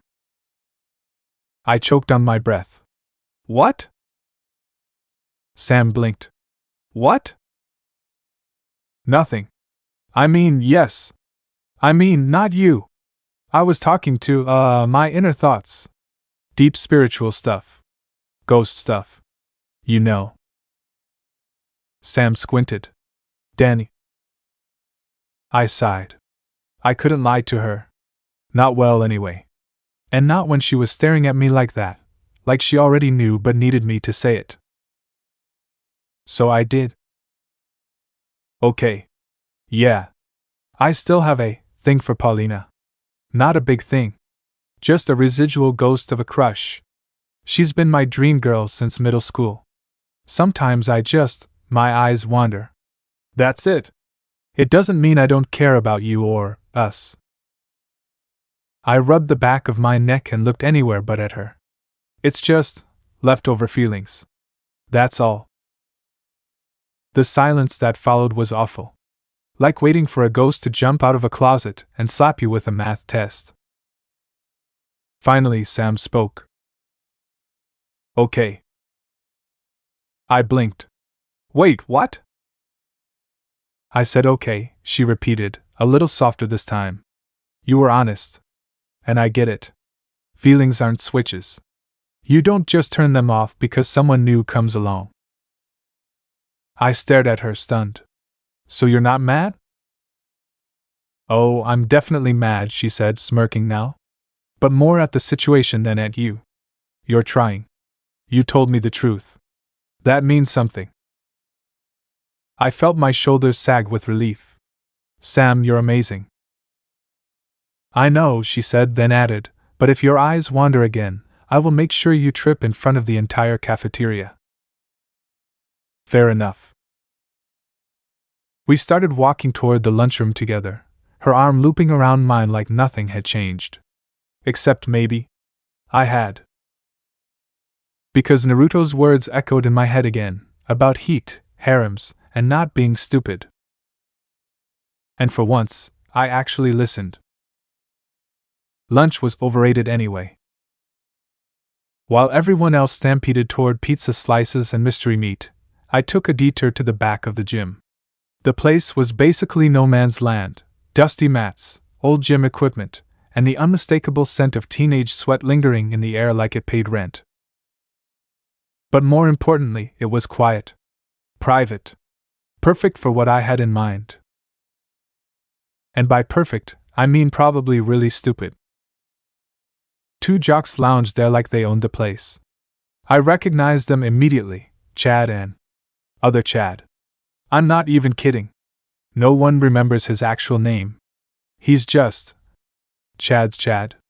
Classic sidekick energy. Chad the Prime sneered the moment he saw me. Well, look who it is, boy wonder. Oh good, nicknames. That's how you know things are going great.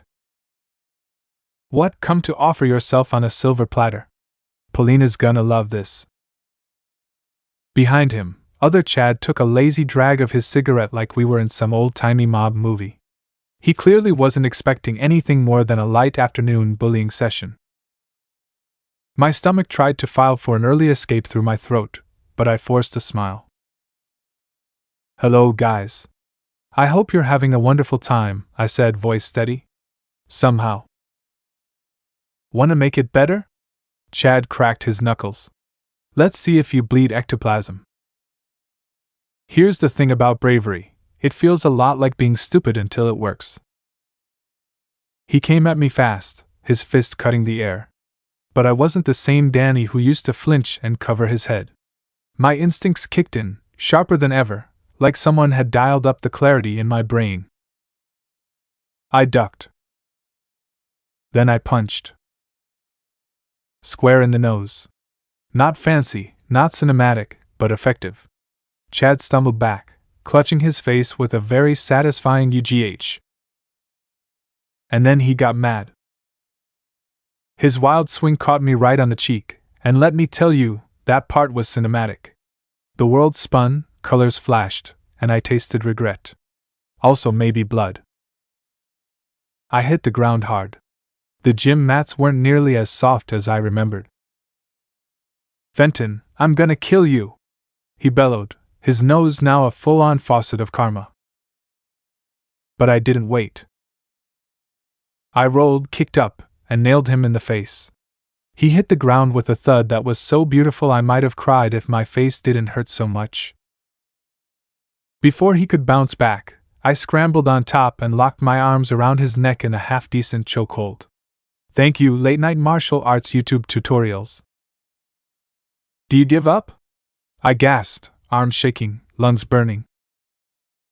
He flailed, slapped weakly at my sides, and finally tapped out like we were in a wrestling match and not a spontaneous back-alley gym duel. I released him and wobbled to my feet like a newborn deer with a mild concussion. Good. Remember who beat you, I said. Tell everyone. And in case your memory sucks, I pulled my phone from my hoodie and waved it. I've got it all recorded. Dude, other Chad blurted, dropping his cigarette. We were just messing around. No need to go full Mortal Kombat. That's when I saw her. Sam. Standing a short distance away with her phone raised, camera light blinking. The best tag team partner I never asked for. Messing around, huh? I smirked. Then you owe me one. Both of you. Okay, he said, already backpedaling like he had just witnessed a ghost. Which, to be fair, wasn't too far from the truth. As they slinked off like defeated movie extras, I felt it wash over me, that feeling. That electric rush of doing something I never thought I could. I did it. I really did it. I didn't run. I didn't hide. I stood up and fought back. And won. The pain in my cheek throbbed, but it was nothing compared to the burst of satisfaction blooming in my chest. not bad, kid, Naruto's voice echoed in my head. Just remember, keep your cool, and don't get beepy. You're on your way, but this is just the beginning. I wiped a bit of blood from my lip and grinned. Lunch could wait. I had just served up a main course of poetic justice. The cafeteria smelled like questionable meatballs and overcooked ambition. I shuffled in with Sam and Tucker, my face still sore and my knuckles a bit swollen from my surprise gym bout. Honestly, I was more worried about keeping my tray balanced than my bruises. The spaghetti looked like it might jump off the plate and try to finish the fight. We found our usual table, the one nestled between the suspicious vending machine and the Maybe It's Art mural from 2006. I slid into my seat and had just started poking at the spaghetti when Tucker leaned in with a grin like he just uncovered state secrets. So, he said, tapping his juice box like it was a microphone, was that your audition to take Dash's spot as big boss of Casper High? Sam snorted into her veggie wrap. Yeah, Danny. Planning to wear a Letterman jacket and start extorting freshmen for lunch money? I blinked. What? No. Come on, Tucker said, raising his eyebrows. You took down one of Dash's cronies, in public. Word's already spreading. You've got people looking at you differently. Yeah, Sam added, crossing her arms. Like you're some mysterious lone wolf with bruised knuckles and a tragic backstory. Super attractive to insecure high schoolers. Great, I muttered. I always wanted to be Gotham's most wanted. Tucker leaned back dramatically. So what now? You gonna make us the cool kids? Do we get jackets? Or like code names? I vote Shadow Falcon for me. Okay, first, no one is calling you that, Sam said deadpan. Second, Danny doesn't want to rule the school. Right? I hesitated. That was the problem, wasn't it? Because deep down, part of me did like it. Not the violence, not the blood or bruises, but the power. The respect. The idea that maybe, finally, I wasn't the bottom of the food chain.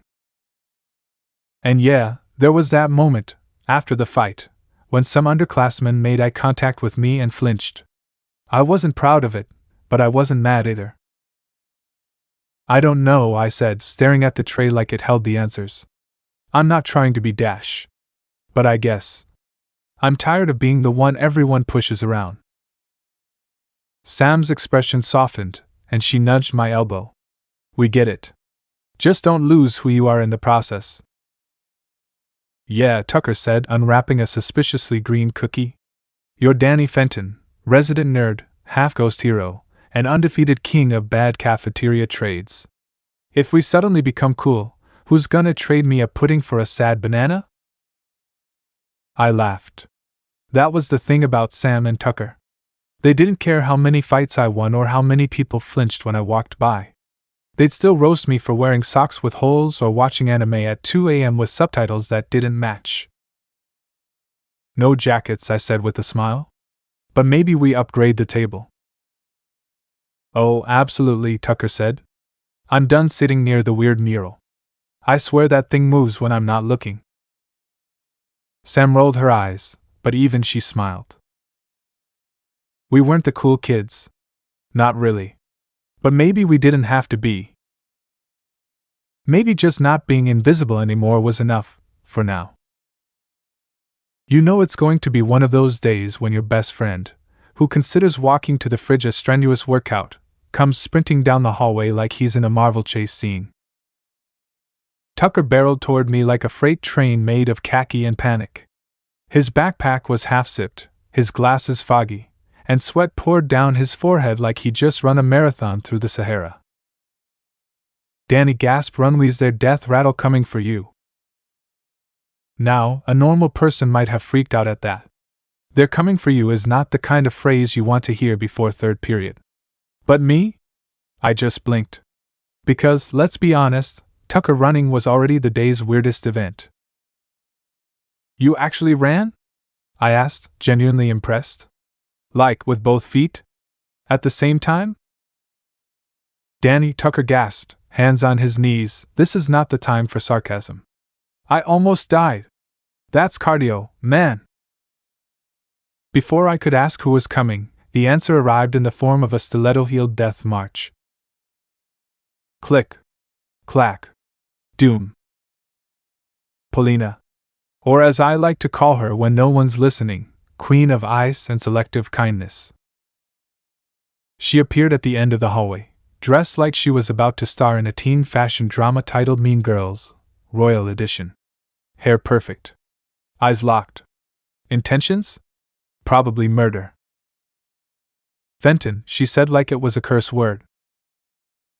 Paulina, I replied like I hadn't just been internally screaming. A small crowd gathered because high school students have a sixth sense for drama, and someone definitely had their phone out already. I stood my ground, heart thudding, instincts screaming at me to phase through the floor and vanish. But then she walked closer, the hallway practically icing over with every step. She was radiant. And I mean that in the most dangerous radioactive material kind of way. Long legs. Designer outfit. The kind of confidence that could make you rethink your life choices. For one very stupid second, I forgot who I was and thought, wow, she's really beautiful. And that was when she hit me with the line.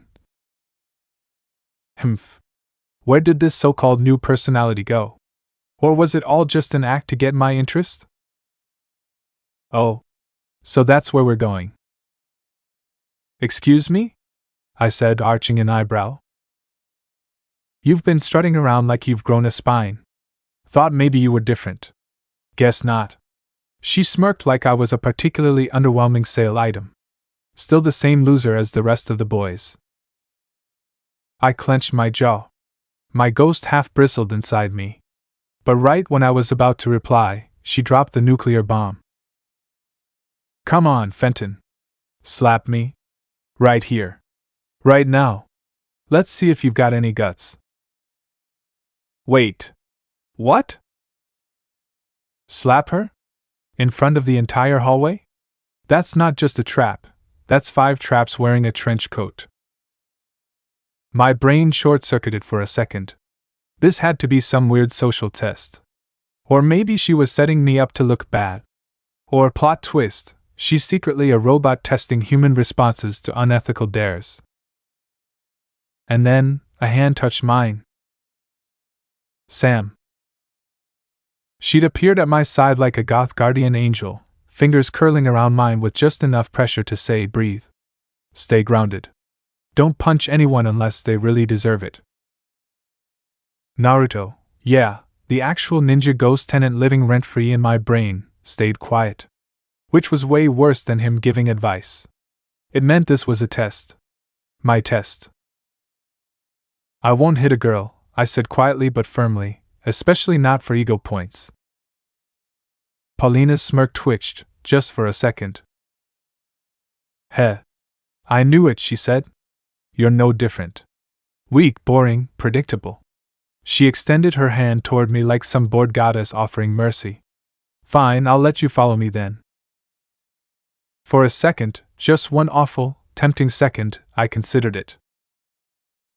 But then I remembered every time I'd been humiliated. Every time I let someone's looks distract me from what they really were. And I remembered what it felt like to stand up on my own.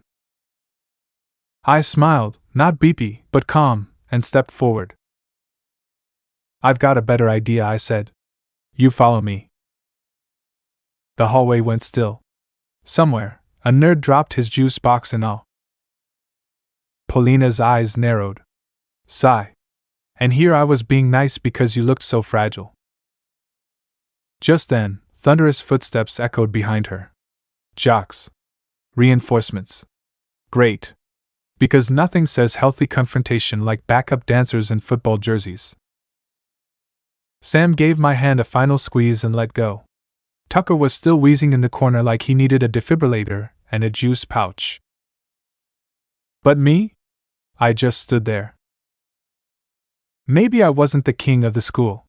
Maybe I wasn't even halfway to being a hero yet.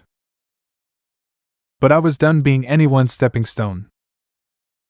You ever have one of those days where the universe seems dead set on turning you into a human punching bag and humiliating you in front of a girl you used to have a crush on? Yeah, welcome to my life. So there I was, standing in the school hallway like some kind of tragic Shakespearean hero, minus the tights, thank goodness, staring down Baxter and his merry band of knuckle-dragging jocks. They were coming in hot, like a football team mistaking me for the ball. Dash had that trademark sneer plastered on his face, the one he probably practiced in the mirror every morning before flexing at his reflection. Fenton, he said, voice thick with condescension. Come along and don't make a fuss. Like I was some lost puppy. A fragile, ghost-hunting puppy with social anxiety and unresolved trauma. Okay, maybe not that far off. But still. I stood tall, or at least as tall as someone who hasn't eaten breakfast and is wearing slightly too tight jeans can manage, and said the most Fenton thing imaginable. You have no business commanding me, Dash. Get lost, buffoon. Yep. Buffoon. That word just leapt out of me like a thesaurus with a death wish. To my utter shock, Dash paused. His smirk twitched. For a glorious, brief moment, I thought I saw a flicker of doubt in his jock brain. Then he burst out laughing. Oh, look at this. Fenton grew a spine. How cute. I could hear Sam's knuckles cracking behind me. Tucker, bless his gadget-loving heart, looked like he was about to faint but still stood his ground. They were both behind me, literally and emotionally, like the awesome backup team I totally didn't deserve but was endlessly grateful for. Dash stepped forward, his shadow practically swallowing me whole. You think you're better than me, Fenton? I met his eyes. I don't think I'm better. I know I'm better. And yeah, my voice might have cracked just a little, but it still counts. There was a moment, one long, electric pause, where everything felt suspended. Like the entire school held its breath, waiting for Dash to either explode or implode. That's when Sam stepped in, her voice like a verbal baseball bat to the face. That's enough, Dash. Back off. Tucker caught my eye. I gave him the tiniest head tilt. Our secret signal, get ready to run like our lives depend on it, which they probably do. Except Tucker didn't run. He stepped up beside me, his voice wobbling but brave. We always stand together. My heart did this weird squishy thing. You know, the kind of mushy warmth you get from watching dog rescue videos at 2 a.m. Except this was real and standing right next to me.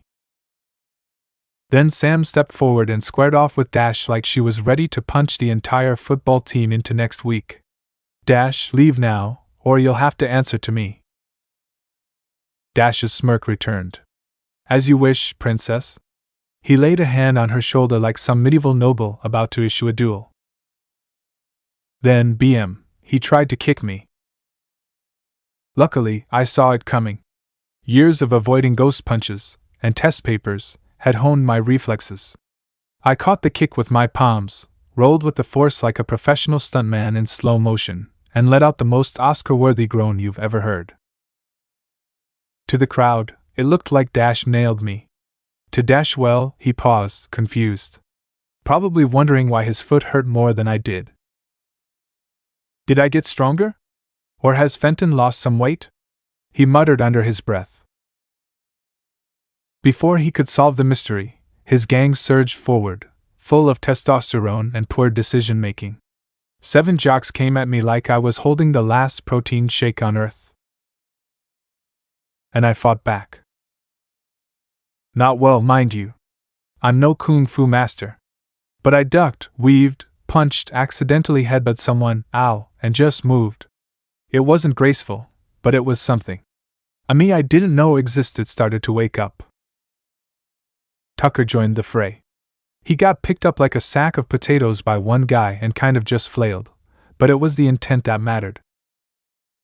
Sam? She was already storming in, eyes blazing. She knelt beside us like a vengeful angel and pointed at Dash like she was delivering a curse. Dash!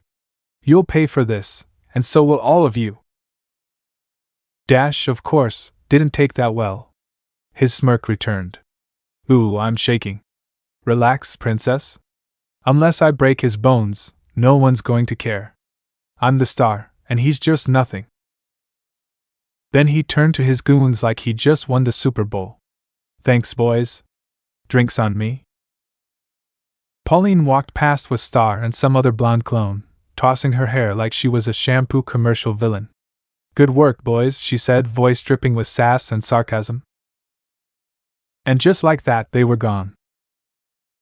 I lay on the floor, bruised, battered, and oddly satisfied. Because yeah, they hit me. Yeah, I lost the fight. But for once, I didn't run. And that felt like a win. You know how in movies, the hero gets beat up, but they still look cool? Like there's blood on their lip and a tear in their sleeve, but they kind of smolder while they stare down the bully and mutter something badass like, "You hit like my grandma." Yeah. That's not what happened here. I was sprawled out on the cold tile floor of Casper High, tasting dust and probable mopped water, and every muscle in my body was holding a tiny, angry protest. My ribs felt like a xylophone after a particularly aggressive marching band session. My pride? Roadkill. Dash and his gang of walking protein shakes were strutting away like conquering warlords, high-fiving each other over the brutal beatdown they just delivered. The hallway was still buzzing, but people were already moving on, some shaking their heads, others pretending they hadn't seen a thing. Nobody wanted to get involved. Classic high school justice. If you weren't the one bleeding, it wasn't your problem. I lay there, blinking up at the ceiling, trying to figure out what hurt worse, my body or the truth. Don't worry, this isn't the part where I cry and eat ice cream in the janitor's closet. Okay, maybe once. This time, I felt something shift inside me. Not a bone, though honestly close, but something deeper. That's when his voice spoke up. How does it feel to be lower than dirt? Naruto. Yeah. That Naruto. Fox boy, demigod, actual hero, and my mentor. Don't ask how that happened. Interdimensional group chats are weird. Do you see the difference between your world and theirs? My ribs ached. My face was still probably red from Pauline's laughter. But the worst part? He was right. I hated it. I don't like it, I said inside, mind you. Didn't want Sam and Tucker thinking I was doing my Gollum impression. Again. I understand now. I accept you as my master willingly. There. I said it. Not with fireworks or tearful speeches, but with clenched teeth and pride swallowed so hard I could taste it. The fog in my mind, the idea that I could charm my way through life, maybe even win Pauline over by being nice, it vanished like the last slice of pizza at a sleepover. She hadn't even looked at me like a person. To her, I wasn't Danny Fenton, part-time ghost hunter, full-time good guy. I was nothing. And if I was being honest with myself, even Sam and Tucker they cared, yeah. But respect? That had to be earned. I don't want to see my friends in pain. I don't want to get hurt. I want to live comfortably. I want to help my family. It sounded selfish laid out like that, but it was the truth. No flowery speech. Just raw wants stripped down. You forgot the people. Right. The people. I wasn't aiming to be a saint, but maybe I could do better. Little by little. Small steps. You'll build character with each mission. Can it be less painful? I asked, hoping for once he'd be nice. You can dream. Awesome. Really motivational, sensei. I groaned, physically and emotionally, and muttered a sharp shit, loud enough to earn a concerned glance from Sam and Tucker. Sam was kneeling beside me, one hand gently on my shoulder, the other burning holes in Dash's back with her glare. Tucker was fumbling with his glasses, bruised but proud. They were helping me up, and I hated needing the help, but also I didn't mind. because I was going to stand again. Not just now, but every time after. Stronger. Wiser. Less likely to try and flirt with people who thought Fenton was short for doormat. I was at the bottom, sure. But I could see the path now. I didn't have to claw my way up alone. I had help. And maybe, just maybe, the next time Dash tried to put me down, he'd be the one eating linoleum. If you ever want to ruin a perfectly normal school day, just get pummeled in front of your crush while half the cafeteria watches and the other half live streams it. Bonus points if your dignity escapes your body faster than your spirit ever could. 10 out of 10. Would not recommend.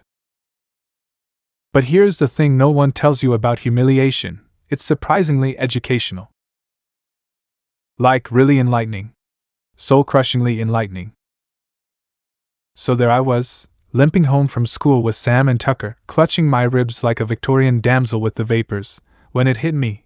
I might actually have to do something about my life if I didn't want to spend the rest of it as Casper High's official punching bag / ghost magnet / sad crush reject. Yeah. That revelation hurt more than Dash's elbow. Okay, Tucker said, adjusting his backpack and holding what I think was a melted smoothie pouch from lunch. We've officially hit rock bottom. Correction, I groaned, dragging my feet. I hit rock bottom. You two got off with mild social embarrassment and one food tray to the face. Sam raised an eyebrow, her voice dry. Would you like a trophy for most tragic hero? Yes. Do they make those? No. Anyway, as we shuffled past Mr. Lancer's house, fun fact, he listens to opera loudly at 3 p.m. like it's his job, I realized something. Bonding through battles?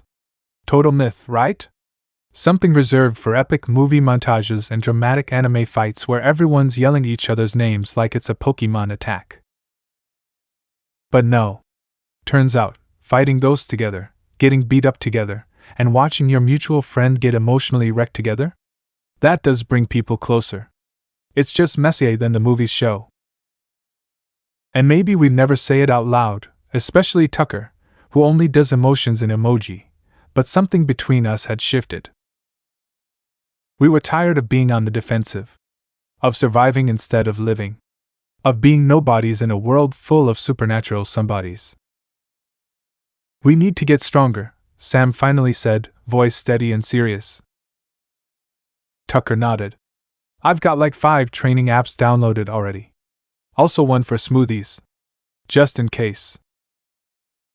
Guys, I said, trying not to trip over a very aggressive sidewalk crack, I'm serious. We can't just hope things get better. I need to get stronger. Not just ghost powers stronger. Me stronger. Like, hero material. No more trying to coast by or hoping Pauline makes eye contact. Honestly, Sam said with a sly smirk, I'd settle for you not getting launched into a wall by a football player again. One step at a time, I muttered. And I meant it. Something was waking up inside me, and I don't mean a ghost, though that would be on brand. No, this was the kind of inner fire Naruto kept talking about. Yeah, that Naruto. Super ninja mentor with motivational speeches and ramen obsessions. He visits my brain sometimes. Don't ask. He'd said I needed to take ownership of my life. That character wasn't born overnight, it was forged. Through mistakes. Through sweat. Through eating metaphorical dirt and still standing up with a smirk. Honestly, I was kind of into it. Not the dirt part. The growth part. By the time we reached my house, I wasn't limping as much. My ribs still felt like someone had stirred them with a whisk, but my spirit? Kinda fired up. So team ghost busting? I asked. Sam grinned. Team let's not die in high school. Tucker raised his smoothie pouch like a goblet. To not being pawns. I raised my hand. To becoming people who punch back. And just like that, our trio wasn't just a trio anymore. We were a team. A slightly bruised, emotionally scarred, undertrained team, but a team with purpose. Which, for us, was basically a miracle. Also, I really need a suit of armor or something. Just in case Dash decides to go for round 2. Tucker Foley's bedroom looked like Radio Shack had exploded inside a Best Buy and then crashed into a conspiracy theorist's garage. Wires snaked across every surface, LED lights blinked like judgmental eyes, and half-assembled gadgets sat in various stages of almost working. There was a soldering iron older than his gaming console, a drone that occasionally emitted ominous hums, and enough toolkits to start a small robot rebellion. It was chaos. It was home. Tucker dropped his backpack, flopped into his spinny chair, which made a noise like a dying dolphin, and pulled out the folder Danny had given him. He expected okay, honestly. He expected cool doodles, some Ghostbuster-style schematics, maybe a few instructions like press button, zap ghost, profit. What he got was basically a war manual written by a ghost-hunting Tony Stark. Page after page of detailed guides, neat diagrams, tech theory, battle tactics, and custom gadget blueprints stared back at him.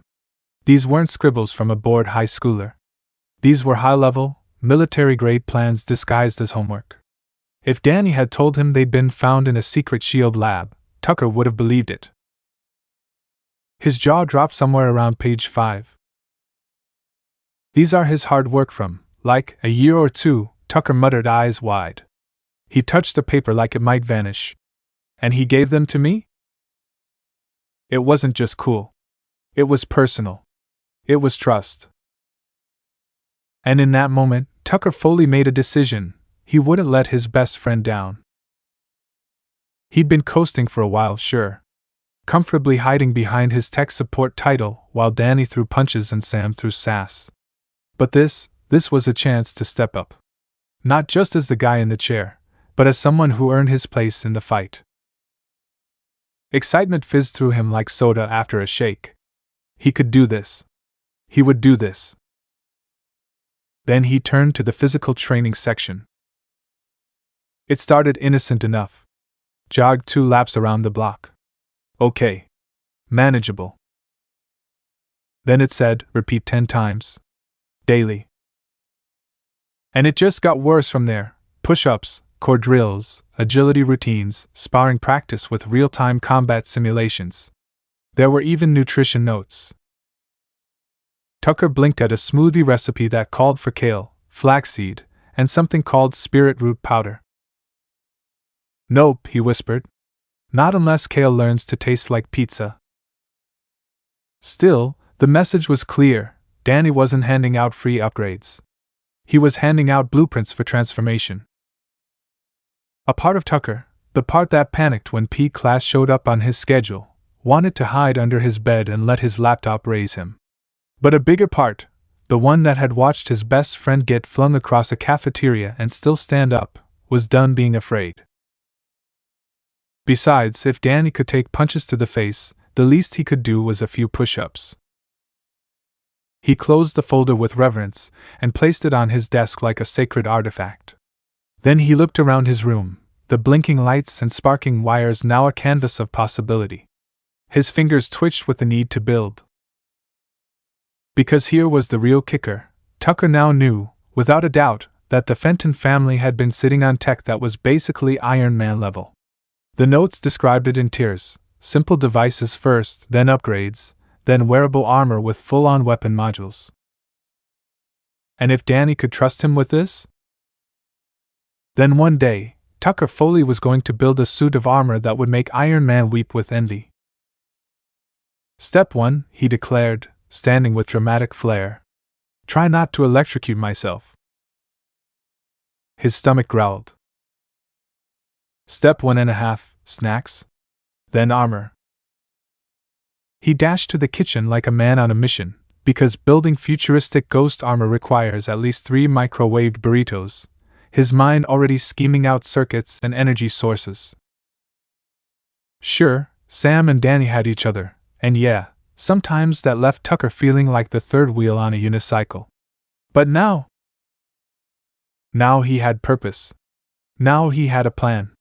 Now he had potential and a blueprint for world domination, or at least, self-respect and a six-pack. The Tucker Foley revolution had officially begun. And step 2 might involve goggles. Because every mad genius needs good goggles. Sam Manson stormed into her room like a thundercloud with eyeliner. The door slammed shut behind her with dramatic finality, and she stood there, fists clenched, eyes blazing, as if daring her bedroom furniture to comment on her mood. None of it did. Her vanity mirror wisely kept its opinions to itself. Sam's room was a perfect clash of contradictions, much like her. Dark velvet curtains, black rose arrangements, skull-shaped candle holders, and bat-wing decor mingled with soft pillows, plush bedding, and fairy lights. It was like a vampire and a Disney princess had called a truce and split the territory 50-50. She kicked off her boots, tossed her bag onto her coffin-shaped beanbag chair, don't judge, and pulled out the thick manual Danny had given her, the Guide to Ghost Gardening and Biotoxin Glory, as she had mentally titled it. She hadn't opened it yet. Mostly because she still couldn't stop thinking about him. Danny.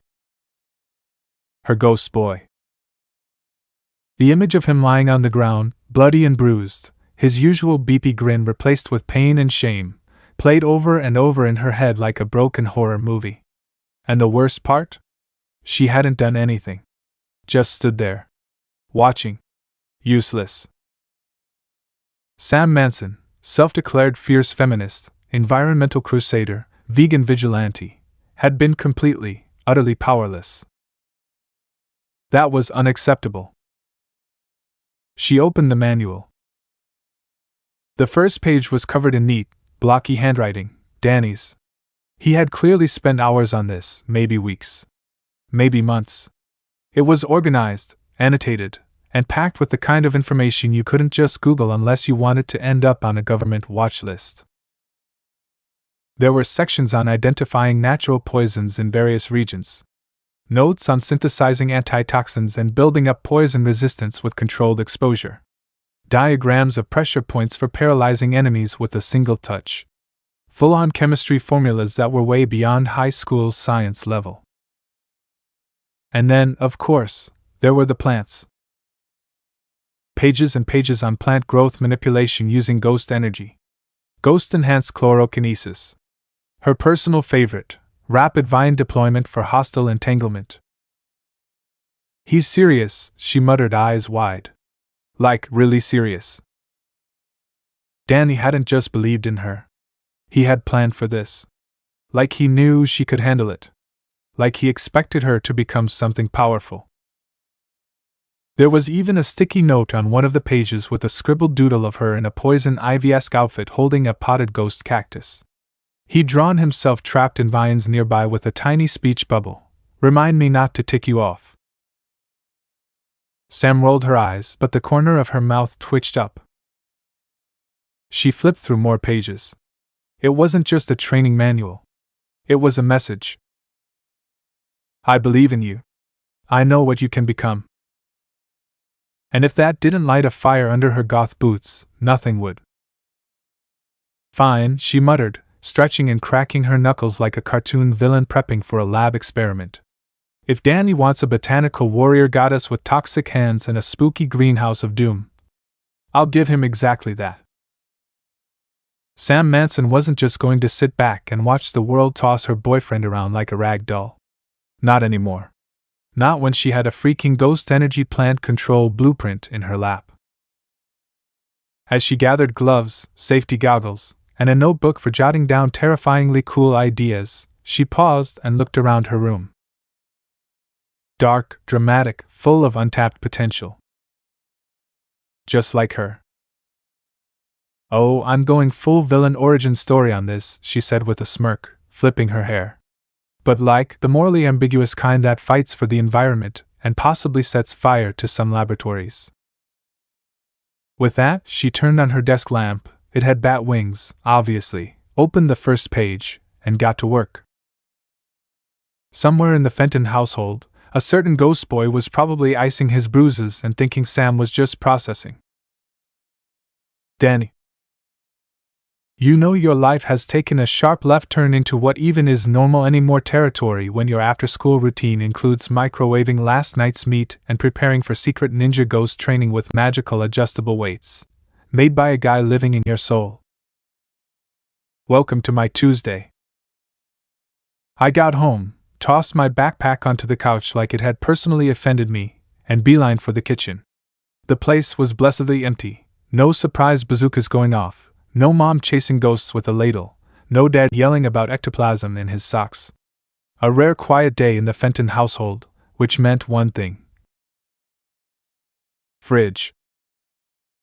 I raided it like a starving pirate. There were some leftovers, roast beef from last night that I barely remembered eating, and a surprisingly ripe bowl of strawberries that hadn't yet mutated.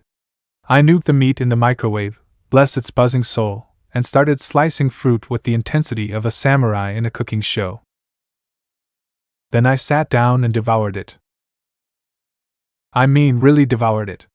Like vacuum cleaner level inhaling. Old me would have been satisfied halfway through, but now? I was basically fueling a hybrid engine running on ghost power, teenage metabolism, and pure stress. That's when the voice in my head piped up. I prepared some weights for you to wear starting today, said Naruto, oh so casually, like he wasn't dropping a training bomb during my sacred fruit time.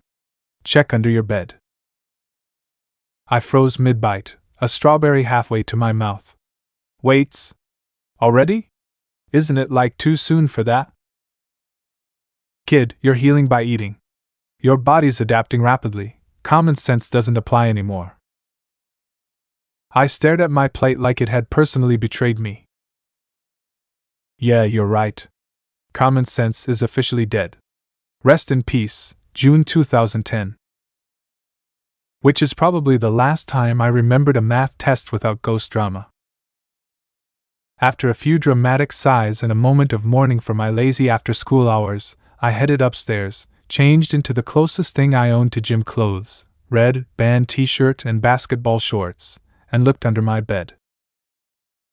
Sure enough, there was a black duffel bag labeled in glowing letters, property of Danny's training hell. Enjoy.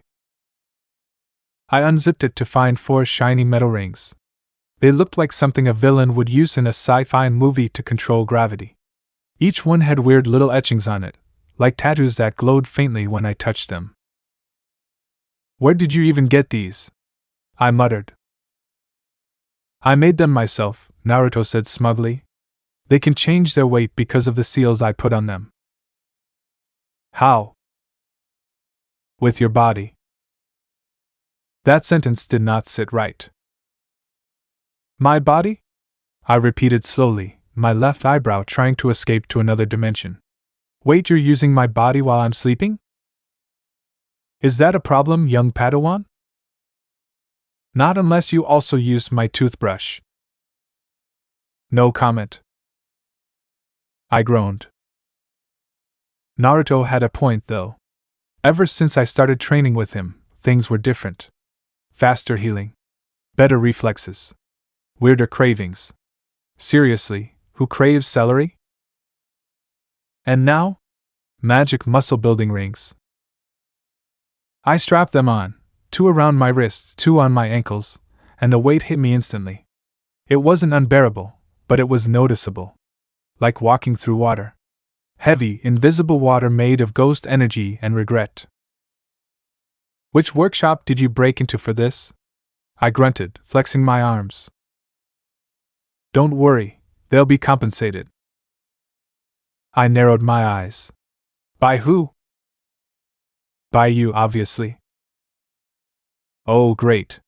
Add training debt to my list of ghost problems. I stood in front of the mirror, limbs heavy and muscles already beginning to ache. And for once, I didn't see a skinny teenager who barely survived gym class. I saw someone who was becoming. Maybe not a hero yet, but definitely a guy with cool training weights and a mentor who might be slightly unhinged.